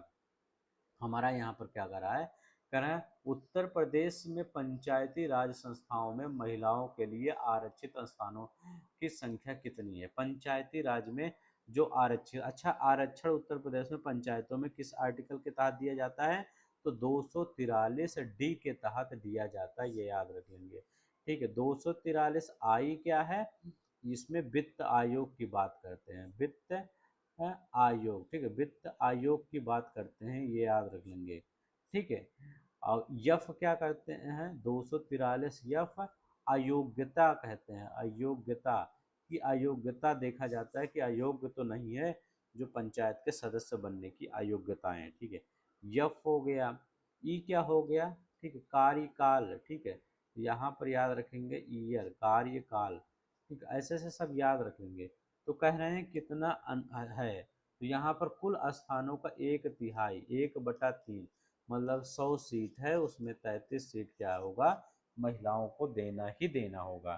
ठीक है, अब ये क्या है? ये 2029 का जो चुनाव है उसके पहले पूरे इंडिया में लागू करना जा रही है सरकार। ठीक है, लोकसभा, राज्यसभा, हर जगह यहाँ पर। ठीक है, तो ये याद रखें। नेक्स्ट देखते हैं हमारा क्या है। 20 सूत्रीय कार्यक्रम किस प्रधानमंत्री के कार्यकाल में प्रारंभ किया गया? 20 सूत्रीय कार्यक्रम, तो 20 सूत्रीय कार्यक्रम इंदिरा गांधी के कार्यकाल में कब प्रारंभ किया गया? 1975 में प्रारंभ किया गया। ठीक है, किस लिए प्रारंभ किया गया? तो याद रख लेंगे, इसको देश का पूरा 360 विकास करने के लिए, याद रखेंगे 360 विकास के लिए इसको पुनः कब संरचना, मतलब इस प्रदान किया गया? 2006 में इसको पुनः कहा गया, पुनः चालू किया जाएगा। ठीक है, तो याद रखेंगे इंदिरा गांधी के कार्यकाल में 20 सूत्रीय कार्यक्रम। ये बताइए, ईख की अदसाली किस्म की फसल, ईख की जो गन्ने की अदसाली किस्म की फसल अवधि क्या है? मतलब गन्ने की जो ईख की ये फसल है, इसकी अवधि क्या है? 18 माह, 18 माह में ये तैयार किया जाता है। ठीक है, ये महाराष्ट्र वाले जहाँ कम वर्षा होती है वहाँ पर ये ज़्यादा उगाया जाता है। निम्नलिखित किसका प्रयोग अधिकतर भारतीय गजों में प्रकाशित सरकारी नियम, आदेश और सूचना में जैसे सूचना है, अभी यहाँ नहीं, इसका मतलब अधिसूचना मतलब नोटिफिकेशन, आपके जो उस पे नहीं आता है नोटिफिकेशन, यहाँ मोबाइल में वही है।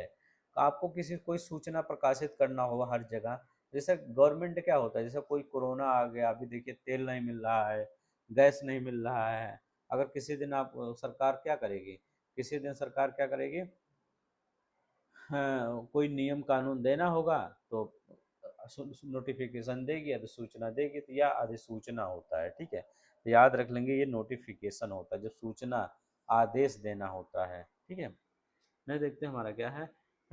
किस समूह के वर्णों का उच्चारण स्थान मूर्धा है? करें किसका उच्चारण स्थान मूर्धा है, ये बताना है। तो मूर्धा किसका उच्चारण स्थान है?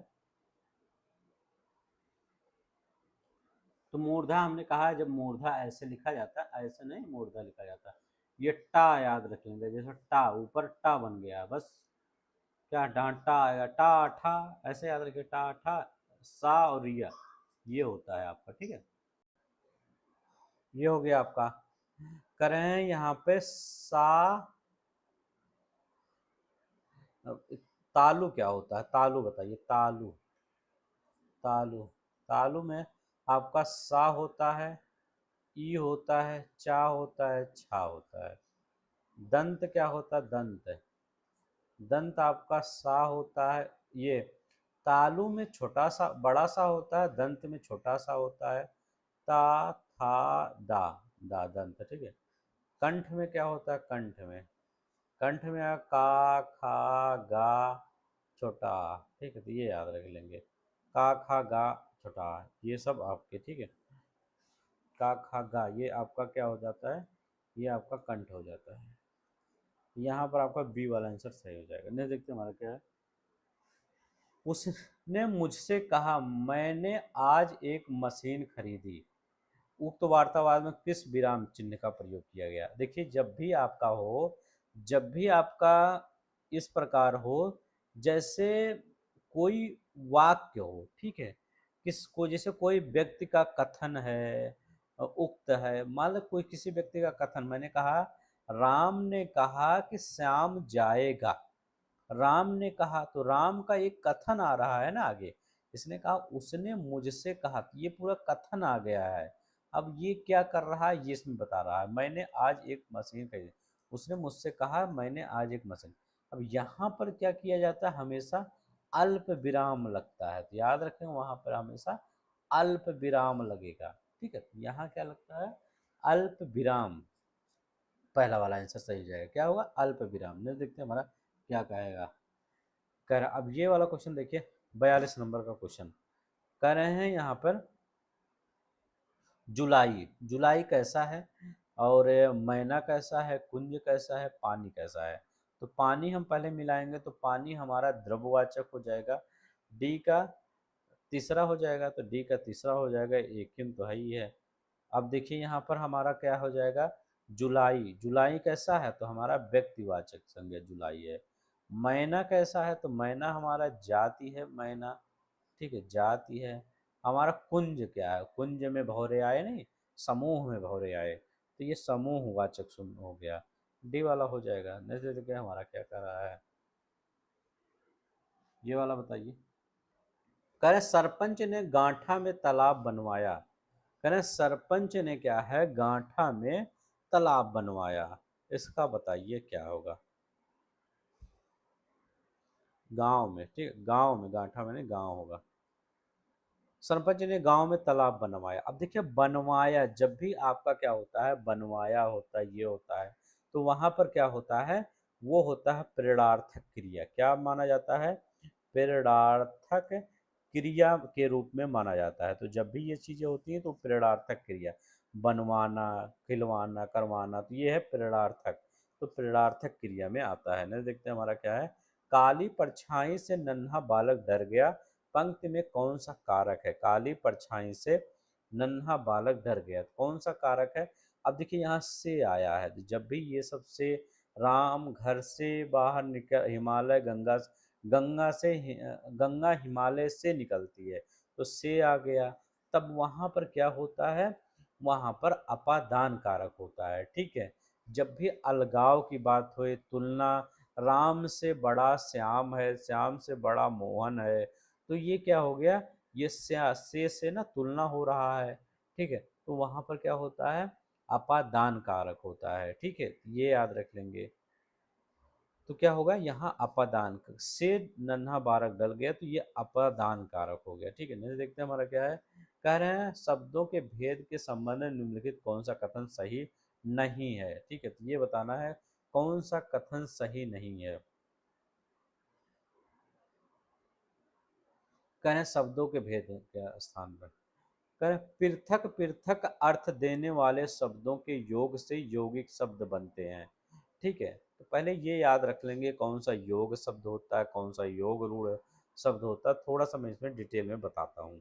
आपसे पूछे कि रचना के आधार पर शब्द के कितने भेद होते हैं, तो रचना के आधार पर शब्द के तीन भेद होते हैं। कौन कौन सा एक होता है, एक पहला याद रख लेंगे रूढ़ शब्द, ठीक है, रूढ़ शब्द होता है। दूसरा क्या याद रख लेंगे, दूसरा याद रखेंगे यौगिक शब्द, ठीक है, यौगिक शब्द याद रख लेंगे।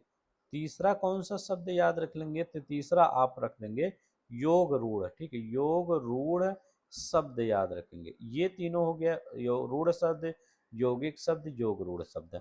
अब हम कहते हैं इसका एग्जाम्पल क्या होगा, ये बताना है कि यहाँ पर रूढ़ शब्द कौन कौन से होते हैं।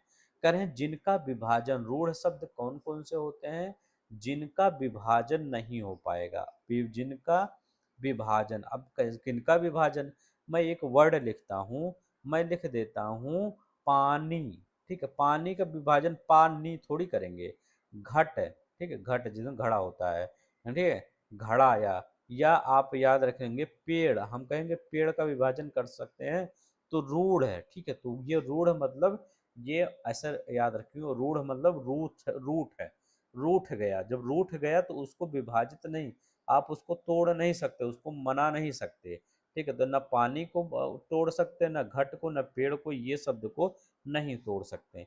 यौगिक शब्द क्या होता है ये बताना है, या दो से मिलकर बने हों, ठीक है। यौगिक शब्द क्या होता है, दो या दो से अधिक शब्द, दो या दो से अधिक शब्दों से मिलकर बने हों, दो से अधिक शब्द, जैसे क्या होता है, इसका एग्जाम्पल हम लिखे हैं, जैसे हम लिखते हैं विद्यालय, ठीक है, विद्या प्लस आलय लिखते हैं, तो यहाँ विद्या और आलय दो वर्ड से मिलकर बना है, तो वो यौगिक शब्द होता है। योग रूढ़ बनते हैं, लेकिन देखिए, जो योग रूढ़ तो ऐसी होता है, लेकिन उनका एक लेकिन अर्थ क्या होता है, उनका विशेष हो जाता है। जैसे मैं कहता हूँ पंकज, ठीक है, तो एक मतलब पंक मतलब क्या होता है, कीचड़, एक मतलब जा मतलब जन्म, तो क्या होता है, यहाँ योग रूढ़ शब्द दो वर्ड से मिलके बने होते हैं, लेकिन अर्थ इनका विशेष हो जाता है, कोई अलग अर्थ हो जाता है, ठीक है, एक अर्थ नहीं रह जाता। यहाँ पर पंकज, पंक का पंक मतलब कीचड़, जा मतलब जल, जो जल में जड़ता हो, ठीक है, तो ये याद रखेंगे। तो पृथक पृथक अर्थ देने वाले शब्दों के योग, योग से यौगिक, देखिए पृथक पृथक शब्द दे रहा है ना, विद्या आलय, ठीक है, विद्या से अलग, पृथक पृथक दे रहे, योग शब्द बना, तो बी वाला आंसर आपका सही हो जाएगा, ठीक है। तो यहाँ पर ये याद रख लेंगे, जैसे आप वो पढ़ते हैं, क्या पढ़ते हैं, ये समास नहीं पढ़ते हैं, तो समास वाला में देखते हैं ना, ये एक शब्द मिल जाता है, वैसे ये जितने से समास वाले शब्द होते हैं वो यौगिक शब्द होता है, ऐसे याद रख लेंगे मोटा मोटा। योग रूढ़ शब्द वाला वो नहीं होगा, ठीक है, रूढ़ शब्द और अलग, ये तो अलग ही होता है, ठीक है, तो ये याद रखेंगे। नेक्स्ट देखते हैं हमारा क्या है, करें निम्नलिखित में से कौन सा कुसुम सर शब्द का पर्यायवाची नहीं है, कुसुम शब्द सर का पर्यायवाची नहीं है, बताइए कौन सा नहीं है, तो कौन सा, देव नदी, कंदर्प होता है कुसुम सर का पर्यायवाची, ठीक है, आपका मंसिज होता है, पंचसर होता है, पुष्प धवा होता है, ठीक है, पुष्प धनवा, ठीक है, मनोज होता है, ठीक है, ये कुसुम सर का पर्यायवाची होता है। न कौन सा, देव नदी नहीं होता, देव नदी नहीं होता। मरने का इच्छुक क्या कहलाता है, तो मरने का इच्छुक मुमूर्षु कहलाता है, ये वाला आंसर आपका सही हो जाएगा, मुमूर्षु कहलाता है। यहाँ पर मरने का इच्छुक, मोक्ष का, मोक्ष या मुक्ति पाने का इच्छुक, मोक्ष, मोक्ष या मुक्ति का, मुक्ति का इच्छा रखने वाला, तो ये क्या मुमूर्छा बन रहा है, ये मूर्छा, देखिए मुमूर्षु अलग है और मुमूर्छा, मोक्ष ये प्राप्त, जीने की इच्छा, ये पूछा गया था अभी, जीने की इच्छा, तो जीने की इच्छा क्या होता है, जीजा, जीजा, ठीक है, जी विसा, ठीक है, जिजीविसा हो जाता है, जीने की इच्छा और जीने का इच्छुक, ये याद रखेंगे, जीने का इच्छुक, जब इच्छुक बोले, इच्छुक, सॉरी इच्छुक ये बोले, इच्छुक जब बोले तब इसका अर्थ अलग हो जाता है, तो ये जी जी विशु हो जाता है। हाँ, अब देखिए यहाँ भी इच्छुक में छाप छोटा उक मंत्र आ रहा है ना, यहाँ भी विशु लगा दे, विष मत लगाइएगा, जहाँ बड़ा इच्छा आ जाए वहाँ जिजीविसा लगा दीजिए, जहाँ पर छोटा ऊ आ जाए वहाँ इच्छु लगा दीजिए, छाप छोटा उक मंत्रा, बस ऐसे याद रखिए, याद रखिएगा, नहीं तो कन्फ्यूज हो जाएंगे। नहीं, देखते हैं हमारा क्या है, यहाँ पर देखते हैं हमारा क्या कह रहा है, संयुक्त वाक्य की पहचान कीजिए, कौन सा होता है संयुक्त वाक्य, 48 का, तो संयुक्त वाक्य क्या होता है, जैसे दोनों उपवाक्य आपस में स्वतंत्र रहते हैं लेकिन जुड़े होते हैं, ठीक है, मतलब स्वतंत्र रहते हुए भी एक दूसरे से जुड़े होते हैं, जैसे एक प्रधान एक समान अधिकार उपवाक्य दोनों उपवाक्य आपस में स्वतंत्र रहते हुए किसी योजक और अथवा किंतु से जुड़े होते हैं। तो जैसे आपका क्या होता है यहाँ पर, ये आप संयुक्त वाक्य में, तो संयुक्त वाक्य में अगर हम देखते हैं तो यहाँ पर कोई हम अगर वाक्य लेते हैं, जिससे मैं लेता हूँ कि जैसे मैं अगर एक एग्जाम्पल लेता हूँ तब आपको ज़्यादा समझ में आएगा, ठीक है। जैसे क्या होता है, राम पढ़ता है, ठीक है।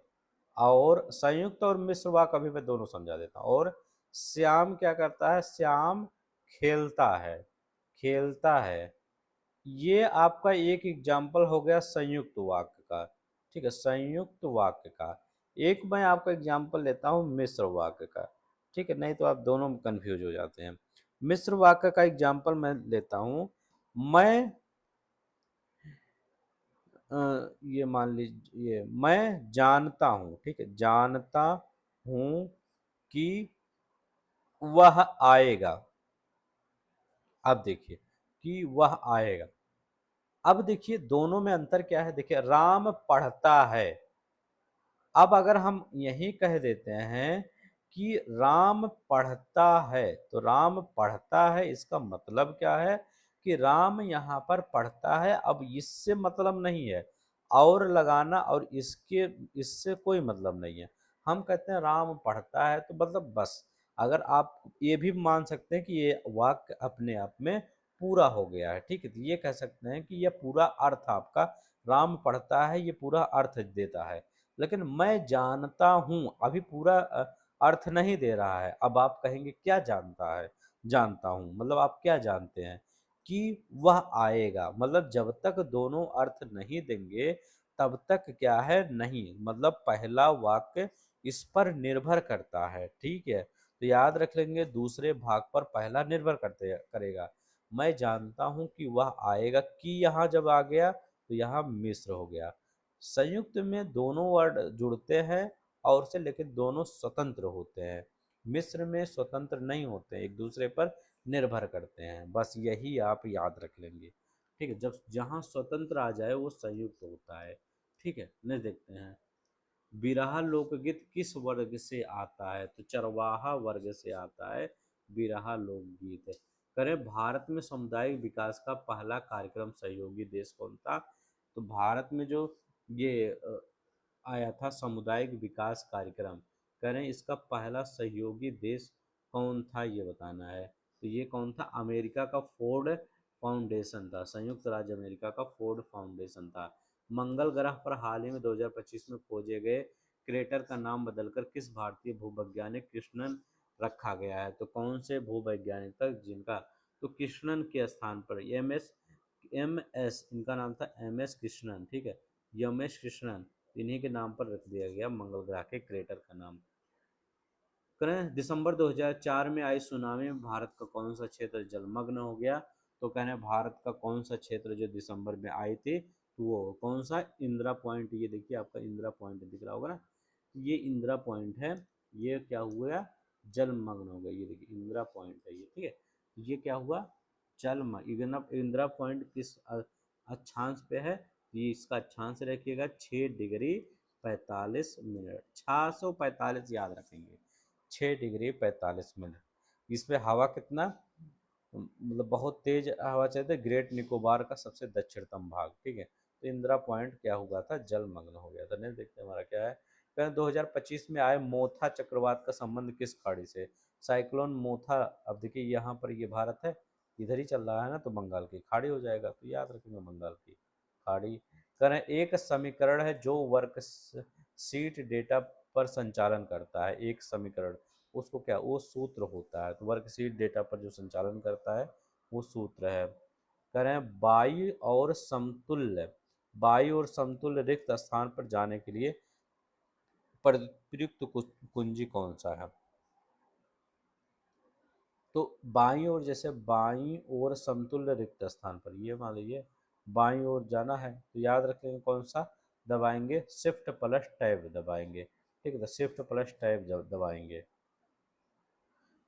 आप ईमेल को किस प्रकार की फाइलों में संग्रह कर सकते हैं। ईमेल को कोई भी फाइल जिसे फाइल फॉर्म में रखा, जैसे आप ईमेल से क्या होता है, वीडियो भेज सकते हैं, आप ऑडियो भेज सकते हैं, ठीक है, वीडियो हो गया, ऑडियो हो गया, कोई टेक्स्ट हुआ आप भेज सकते हैं, कोई भी चीज़ आप फाइल के रूप में जो भेज सकते हैं, ठीक है।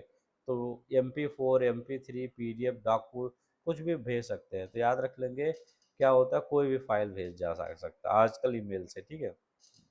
MP4 हो गया, AVI हो गया, JPG, PNG, जिप, PPT, सब कुछ आप भेजिए उसी के थ्रू, ठीक है। नहीं देखते हैं, कर नेटवर्किंग में मेल सर्वर से ईमेल पुनः प्राप्त करने के लिए किस प्रोटोकॉल का उपयोग किया जाता है। ईमेल को पुनः प्राप्त करने के लिए किस प्रोटोकॉल का, तो याद रख लेंगे प्रोटोकॉल क्या क्या नाम है, POP3, क्या पोस्ट ऑफिस प्रोटोकॉल वर्जन 3, इसका पोस्ट ऑफिस प्रोटोकॉल वर्जन 3 इसी का प्रयोग किया जाता है, ठीक है, ये याद रखिए। ईमेल भेजने के और फॉरवर्ड करने के लिए उपयोग क्या किया जाता है, SMTP, ठीक है, SMTP ये होता है, ठीक है। ये POP क्या होता है, नेटवर्क में मेल सर्वर से ईमेल को पुनः प्राप्त करने के लिए, POP का ये पुनः प्राप्त करने के लिए, भेजने के लिए, ठीक है। तो यहाँ पर C वाला आंसर आपका हो जाएगा। कहें बिजनेस में कौन सा ई गवर्नमेंट नहीं है, कौन निम्नलिखित में कौन सा ई गवर्नमेंट नहीं है। तो ई गवर्नमेंट नहीं है, बिजनेस टू बिजनेस ये नहीं है, अब जी जी सब में है तो ये तो है, यही वाला नहीं है, सिंपल क्वेश्चन है। करें फेसबुक मैसेंजर में स्क्रीन के नीचे स्माइली फेस आइकन पर टैप या क्लिक करने के उपयोग किया जाता है।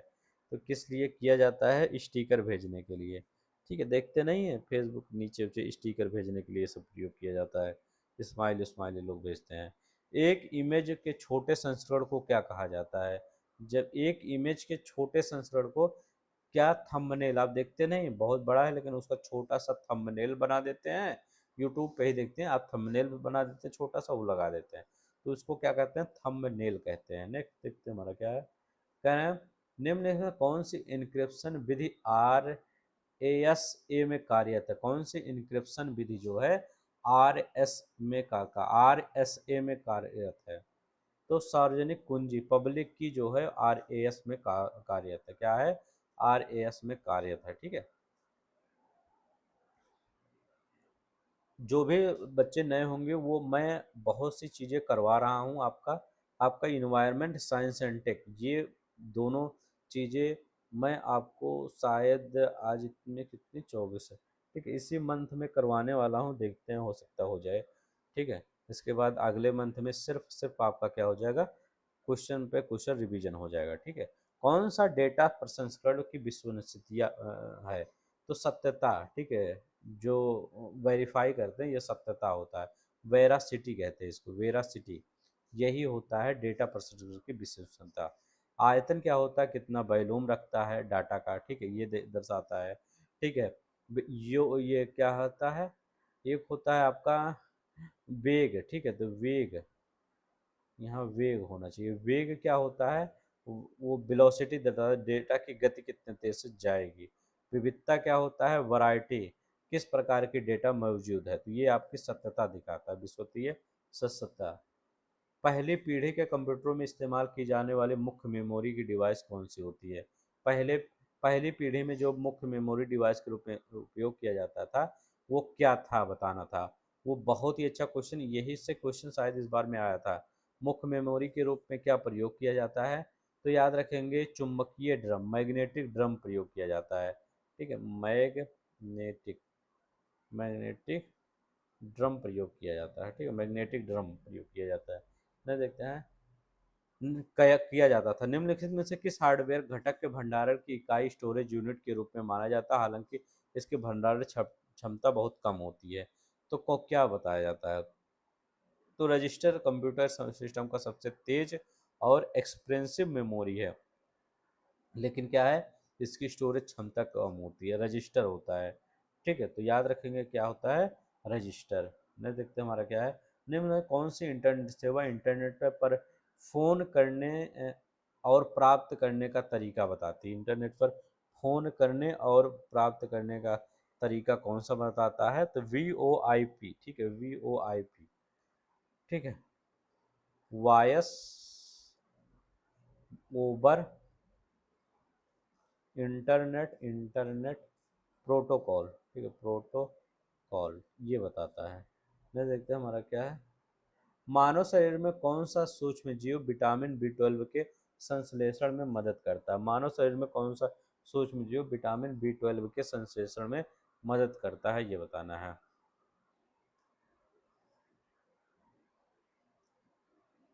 तो ये कौन सा है? ई कोलाई, ठीक है, तो याद रख लेंगे E coli. Vitamin B, vitamin K और विटामिन B12 बनाने में सहायक है। इंटरनेट पर किसी की पहचान चुराकर उसे डिजिटल रूप से प्रताड़ित करना क्या कहलाता है? किसी की पहचान चुराकर उसे डिजिटल रूप से प्रताड़ित करना क्या कहलाता है? तो उसे क्या कहलाता है? साइबर बुलिंग कहलाता है, ठीक है, पहचान चुराकर उसे डिजिटल रूप से प्रताड़ित। जैसे क्या होता है, किसी का डाटा लीक हो जाता है, फिर उसके कॉल आता है कि आप इतना पैसा दीजिए, ये दीजिए, नहीं तो हम लीक कर देंगे। तो ये सब गंदे लोग का जो ये काम होता है वो साइबर बुलिंग कहलाता है, ठीक है।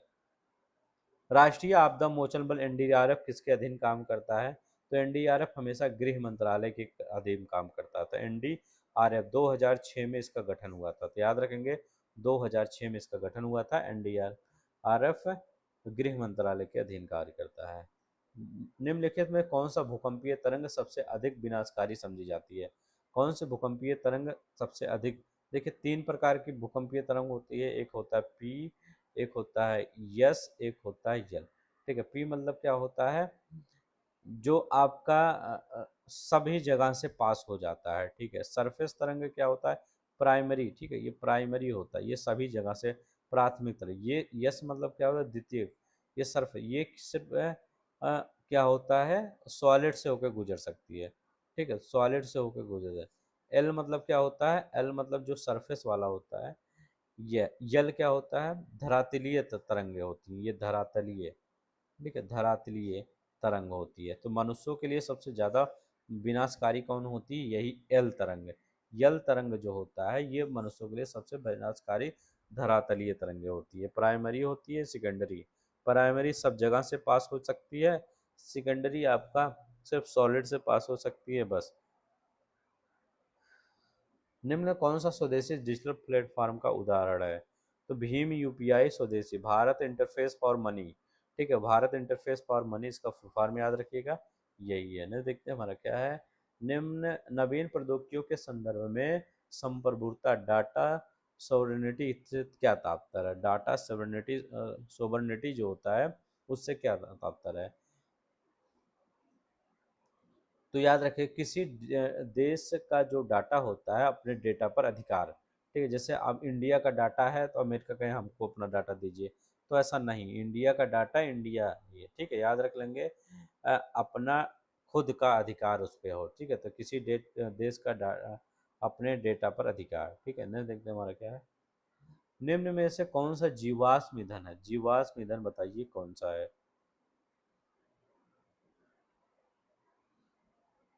तो ये कौन सा जीवाश्म ईंधन है? 72 का।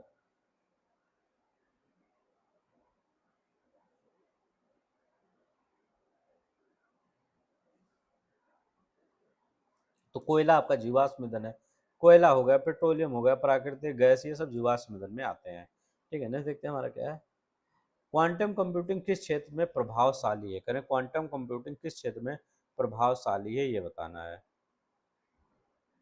तो क्वांटम कंप्यूटिंग किस में से? रक्षा, डेटा सुरक्षा और वैज्ञानिक अनुसंधान में प्रभावशाली होता है।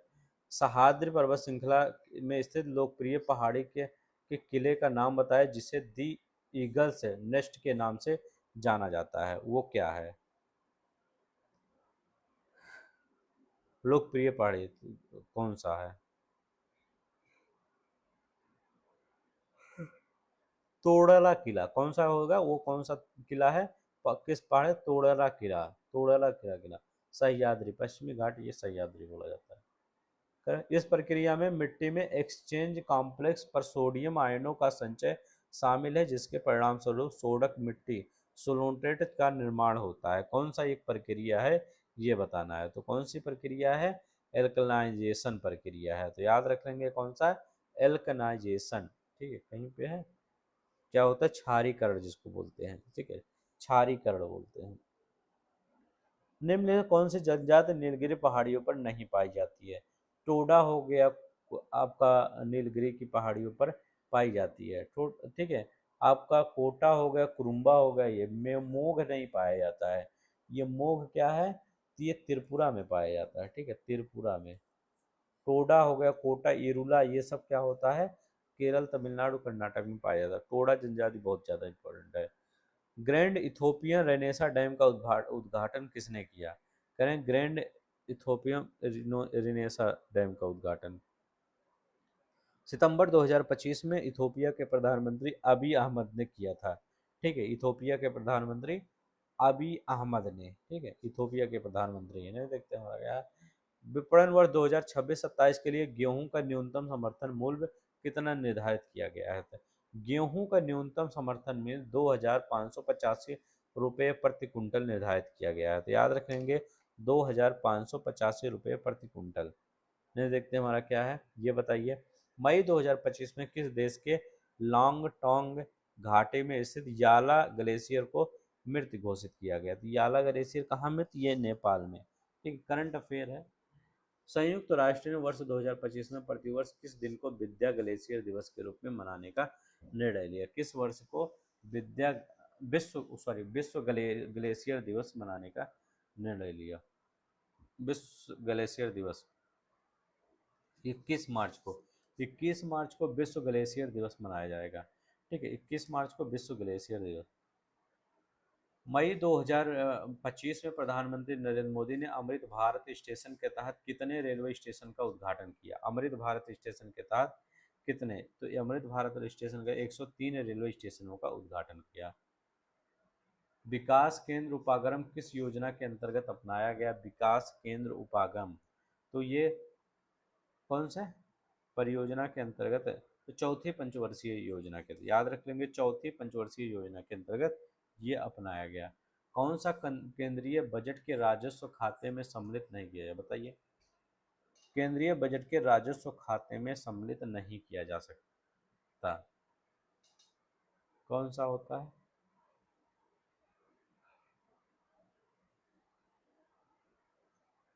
कौन सम्मिलित नहीं किया जाता? अल्प बचते। ठीक है, तो अल्प बचते नहीं किया जाता। कौन सा मुद्रा व्यापार का अंग नहीं है? कहते कौन सा मुद्रा है जो व्यापार का अंग नहीं है?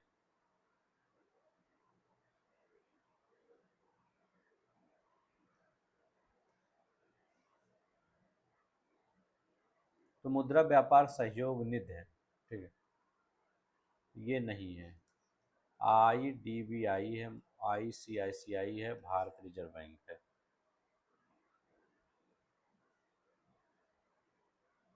व्यापार व्यापार का अंग नहीं है। IDBI है, ICICI है, और क्या है? भारतीय रिजर्व बैंक भी है।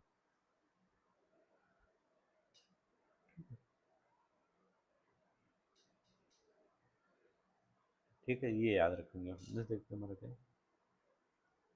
सेबी की स्थापना किस वर्ष हुई थी? सेबी की स्थापना 12 अप्रैल 1988 को, 12 अप्रैल 1988 को सेबी की स्थापना हुई थी, 12 अप्रैल 1988 को। प्रधानमंत्री किसान सम्मान निधि योजना प्रभाव में आई? प्रधानमंत्री किसान सम्मान निधि जो योजना है, ये कब प्रभाव में आई? तो ये 6,000 रुपये दिया जाता है। ठीक है, 4 महीना, 4 महीना, 4 महीना, 2,000 रुपया, 2,000 रुपया, 2,000 रुपया, ये ऐसे करके दे दिया जाता है। ठीक है, करें कब प्रभाव में आया था, ये बताना है। तो कब प्रभाव में आया था? 1 दिसंबर 2018 से। ठीक है, 1 दिसंबर 2018 से। और ये क्या है, कब योजना शुरू की गई थी? ये फरवरी 2019 में शुरू किया गया था। 1 दिसंबर 2018 से यह प्रभाव में आया था। अब कहेंगे पहले शुरू किया गया, बाद में कैसे प्रभाव में आया, पिछला भी दे दिया गया था, ठीक है, पिछले जितने महीने बाकी थे एक साल के वो भी। तो याद रख लेंगे 1 दिसंबर 2018 से ये प्रभाव में आया, फरवरी 2019 में शुरू कर दिया गया था, ठीक है, ये याद रखिए। नेक्स्ट देखते हैं हमारा क्या है। संविधान का अनुच्छेद 39(20) का संबंध किससे है? 39(b) और सी किससे है? तो याद रख लेंगे, भौतिक संसाधनों स्वामित्व पर नियंत्रण, संसाधनों का अहितकारी संकेंद्रण को रोकना। ये आपका बी वाला भी सी वाला भी दोनों सही है, डी वाला आंसर सही हो जाएगा। भारतीय संविधान के अनुच्छेद 243 जे के अनुसार राज्य विधानमंडल पंचायती राज शासन के किस पहलू पर जे क्या है? तो याद रहे जांच करना, यहाँ पर जे क्या है, 243 जे के अनुसार क्या होता है, राज्य विधानमंडल पंचायती राज के खातों का रख रखाव, लेखा परीक्षक विनियमित ये सब कर सकता है, ठीक है, तो ये याद रखेंगे। नहीं देखिए, मैग्नेटिक टेप डेटा ब्लॉक के अंतर्गत रिकॉर्ड हुआ नंबर क्या कहलाता है? तो ये कहें जिसके अंतर्गत जो रिकॉर्ड नंबर होता है वो क्या कहलाता है? तो ये क्या है, इस क्या कहलाता है बताइए?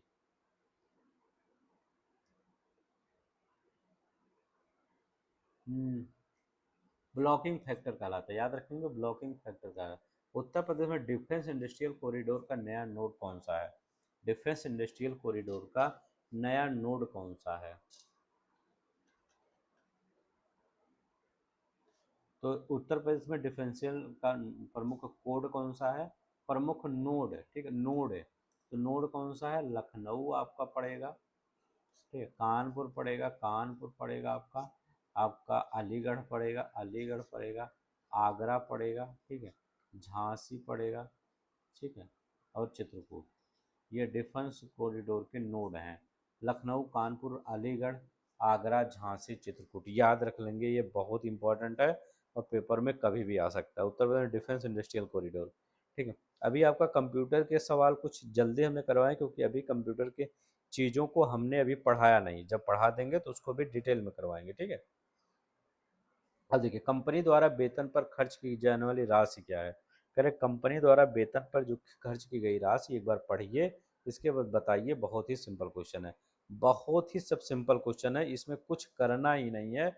बस अब करें यहाँ वेतन कितना है, वेतन क्या लिखा गया है, तो वेतन यहाँ पर लिखा गया, वेतन कहाँ है, सैलरी क्या है, 25% करें सैलरी है, तो सैलरी जब 25% है तो कितना है, 35,50,000, ठीक, ये है आपका 35,50,000, कितना 4 जीरो है ना, हाँ।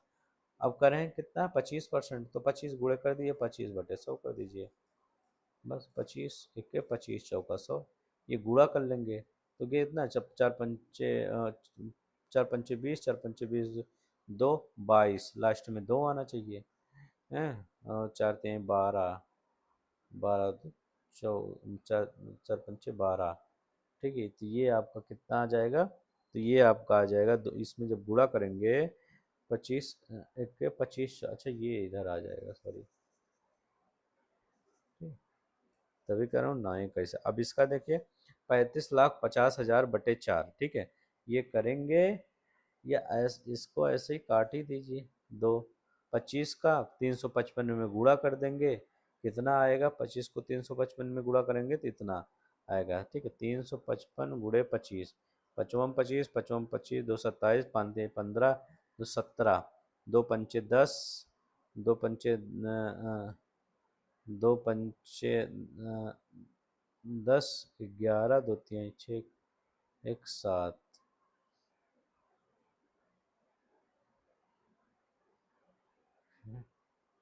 5 7, 7 1 8, 7 1 8, 8 8 7 5, ठीक है, 8 8 7 5 आ गया बस। तो ये आपका हो गया, सिंपल ही था, सिर्फ मेथड जान जाइए बस। कह रहे हैं कि खर्च, कंपनी द्वारा वेतन पर खर्च किया जाने वाला राशि, पूरा इतना है, वेतन वाला गुणे 25 कर दीजिए, जितना आए उतना लिख दीजिए, जल्दी चलते हैं हमारा। अब देखिए यहाँ पे कह रहे हैं कंपनी द्वारा कच्चे माल और बिजली पर, तो कच्चा माल और बिजली दोनों निकाल लीजिए, तो कच्चा माल कितना है, 14 ये है, और ये इसका कितना है, बिजली पर कितना है, इलेक्ट्रिसिटी कहीं दिया है 26 है, 14 और 26 दोनों 40 आ जाएगा, और कितना हो जाएगा 35 5, ठीक है, गुणे 40 पूरा अभी बटे 100, तो ये कितना 40, तो ये सब 3, हाँ 5, हाँ गुणे 4, 4 पंचे 20, 4 पंचे 20, 2 22, 4 3 12, 16, ये 16, और ये आपका यही आ जाएगा, कितना आ जाएगा, जब गुणा करेंगे यहाँ पे तो यहाँ पर कितना आ जाएगा, 3 5 3 5 5 गुणे, ये पूरा कट जाए इधर चला जाएगा, गुणे 4, 4 पंचे 20, 4 पंचे 20, 2 22, और 4 तिहाई 12, 2 14, ठीक है, 14 20, तो 14 20 कहीं पे है, तो ये देखिए 14 20 हो गया। क्या करेंगे, दोनों के क्या करेंगे, जोड़ देंगे, इलेक्ट्रिसिटी ये दोनों पर करें, बिजली खर्च की गई राशि कितना, दोनों जोड़ के इतना बटे 40 बटे 100 कर देंगे, ये ऐसे कैंसिल हो गया, इसके वजह इससे गुणा कर दीजिए, बस यही करना ही है, सिर्फ गुणा भाग करना है। विज्ञापन और रखरखाव में कंपनी की खर्च की गई राशि का अनुपात कितना है। अब देखिए विज्ञापन कितना है, एडवर्टाइजमेंट में 22 है, तो यहाँ 22 लिख दीजिए, और कितने कर रहे हैं, विज्ञापन और कंपनी द्वारा रख रखाव पे, विज्ञापन और रख रखाव मेंटेन कितना है, 8 है, तो अनुपात 8 कर दीजिए, तो ये 11 हो गया, ये 4 हो गया, बस 11 4 हो गया, कहाँ पर 11 4, नहीं देखते हैं हमारा क्या, कंपनी द्वारा बिजली पर खर्च की गई राशि और वेतन पर की गई राशि का औसत क्या होगा, तो बिजली पर कितनी खर्च की गई राशि है, तो 35 50 हजार गुणे कितना है बिजली पे, तो बिजली पे आपका 26 बटे 100 हो गया, ठीक है। इसके बाद किसका बता रहे हैं, वेतन पर, ठीक है, सैलरी पर, तो यहाँ पर 35 लाख 50 हजार, ठीक है, 35 लाख 50 हजार कुल सैलरी कितना है, 25 बटे 100, 25 बटे 100, ठीक, ये कैंसिल, अभी तो ये निकला ही था आगे, ठीक है, कौन सा क्वेश्चन, 94 वाला क्वेश्चन है, तो ये तो आपका पिछला निकला ही था ये, तो कितना हो जाएगा, ये है सर, इसको कैंसिल करेंगे, ये पूरा जब गुणा करेंगे तो ये कितना आ जाएगा, ये आ जाएगा 8 8 7 5 आया नहीं था आगे, हम जो गुणा किए थे 25 वाला, ये कितना आ जाएगा, ये जब ऐसे ऐसे गुणा करेंगे 26 से, तो ये 9 2 3 0 0 0, इसको दोनों को जोड़ दीजिए, इसको और इसको जोड़ देंगे, करें औसत, करें औसत बटे 2 कर दीजिए, तो एक बार हम जोड़ देते हैं, तब हम बटे 2 करते हैं, तो ये क्या है, पहले इसको मिटा देते हैं, हाँ, ठीक है, याद रहेगा कितना, 8 8 7 5 ना, ये, अब यहाँ पर हम क्या करेंगे, ये 9 2 3 0 0 0, ठीक, प्लस 8 8 7 5 0 0 बटे औसत कह रहे हैं, तो औसत 2 से भाग कर दीजिए, ठीक है, कितना हो जाएगा, जब 2 से भाग कर देंगे दोनों जोड़ के, इतना आ जाएगा 905250, 92 9052, ये यही आ गया बी वाला आंसर, ठीक है, ये याद रखेंगे।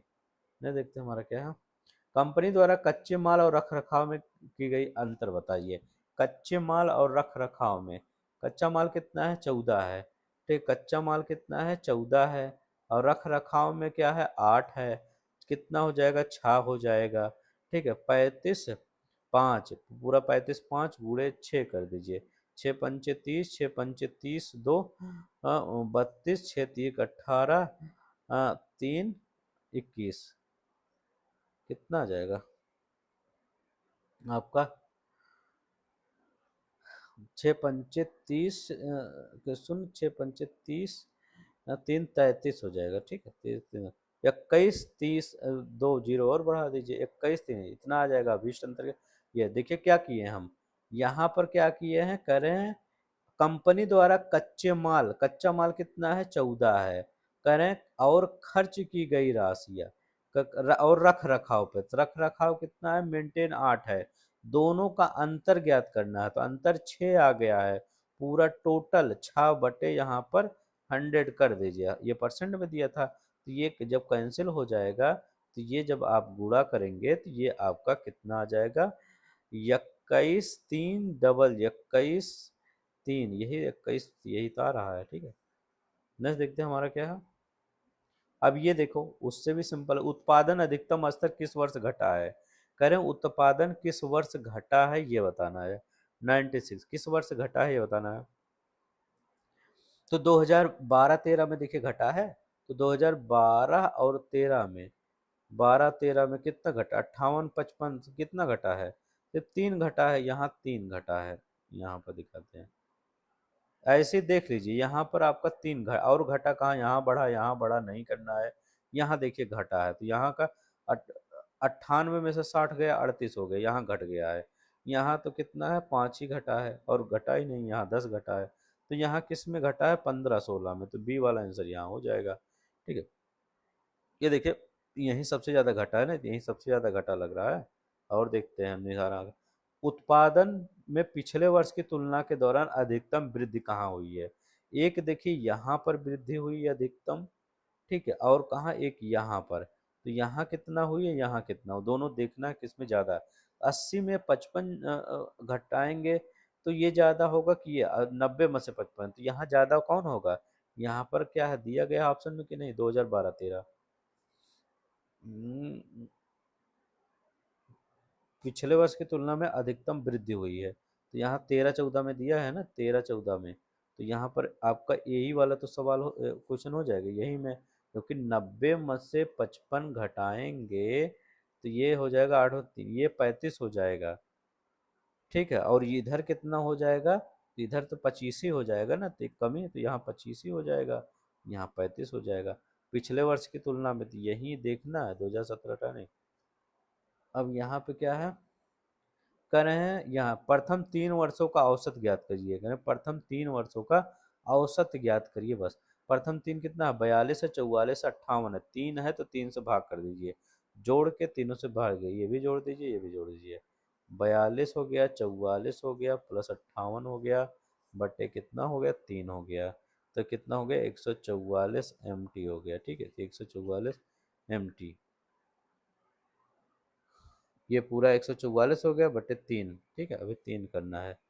अब मतलब कितना हो गया, 3 चौक 12 है, हो गया, और 3 3 8 चौक 48 MT, मिलियन मीट्रिक टन। ठीक है, मिलियन टन में। ठीक है, 48 हो गया, तो करना है 48 है ना।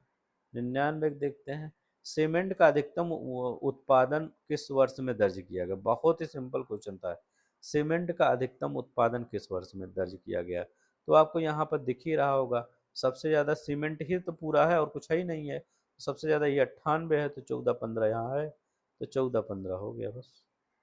कितना सिंपल क्वेश्चन है। वर्ष 2011-12 के दौरान उत्पादन प्रश्नों में वृद्धि पिछले वर्ष की तुलना में की अधिक तुलना में था, पिछले वर्ष की तुलना में कितना था, 11-12 हम पूछ रहे हैं, 11-12 ये है, यहाँ कितना है, 58 है, यहाँ पिछले वर्ष की तुलना में 44 है, तो 58 माइनस 44 कर दीजिए, तो 8 में से 4 गया, 5 में ये 14 हो गया। 14 पिछले वर्ष की तुलना में, अब देखिए पिछले वर्ष की तुलना, पिछले वर्ष की तुलना पिछले वर्ष की करना है ना, तो पिछले वर्ष की तुलना में कितना, 44 है, 14/44 गुणे 100%, पूछा था ना परसेंट वृद्धि ना, तो ये कितना हो जाएगा, ये हो जाएगा, यहाँ 0 बढ़ा दीजिए, ये तो हटा ही दीजिए, अब 10 यहाँ बचा है, तो कितना हो जाएगा, 4 तिहाई 12, 3 बार जाएगा, कितना 3 बार जाएगा, फिर 4 तिहाई 1 बार, 8 है, तो 31.81, 31.81, बस यही आपका क्वेश्चन हो गया। बस इतना ही क्वेश्चन था आपका। ठीक है, पूरा क्वेश्चन हमने करवा दिया है। ठीक है, ये पीडीएफ हम आपको क्या दे देंगे, पीडीएफ आपको टेलीग्राम पे डाल देंगे, आप वहाँ से क्या कर सकते हैं, वहाँ से ले सकते हैं। ठीक है, थोड़ा सा अगर हम जल्दी चले होंगे तो उसके लिए सॉरी, क्योंकि पूरा ख़त्म भी करना है हर एक चीज़ों को। ठीक है, तो अच्छा लगेगा तो लाइक शेयर सब्सक्राइब कर देंगे, मैं आपको बहुत जल्दी ही ख़त्म कर दूंगा, ये जितना पूरा बुक है पूरा करवा दूंगा। ठीक है, इसके बाद फिर हम नए सिरे से प्रैक्टिस सेट करेंगे। 8 हो गया, इसमें 16 है, 8 और करना है। बस आपका ख़त्म हो जाएगा। तो आज के लिए बस इतना, अपना ख्याल रखिएगा। जय हिंद, जय भारत।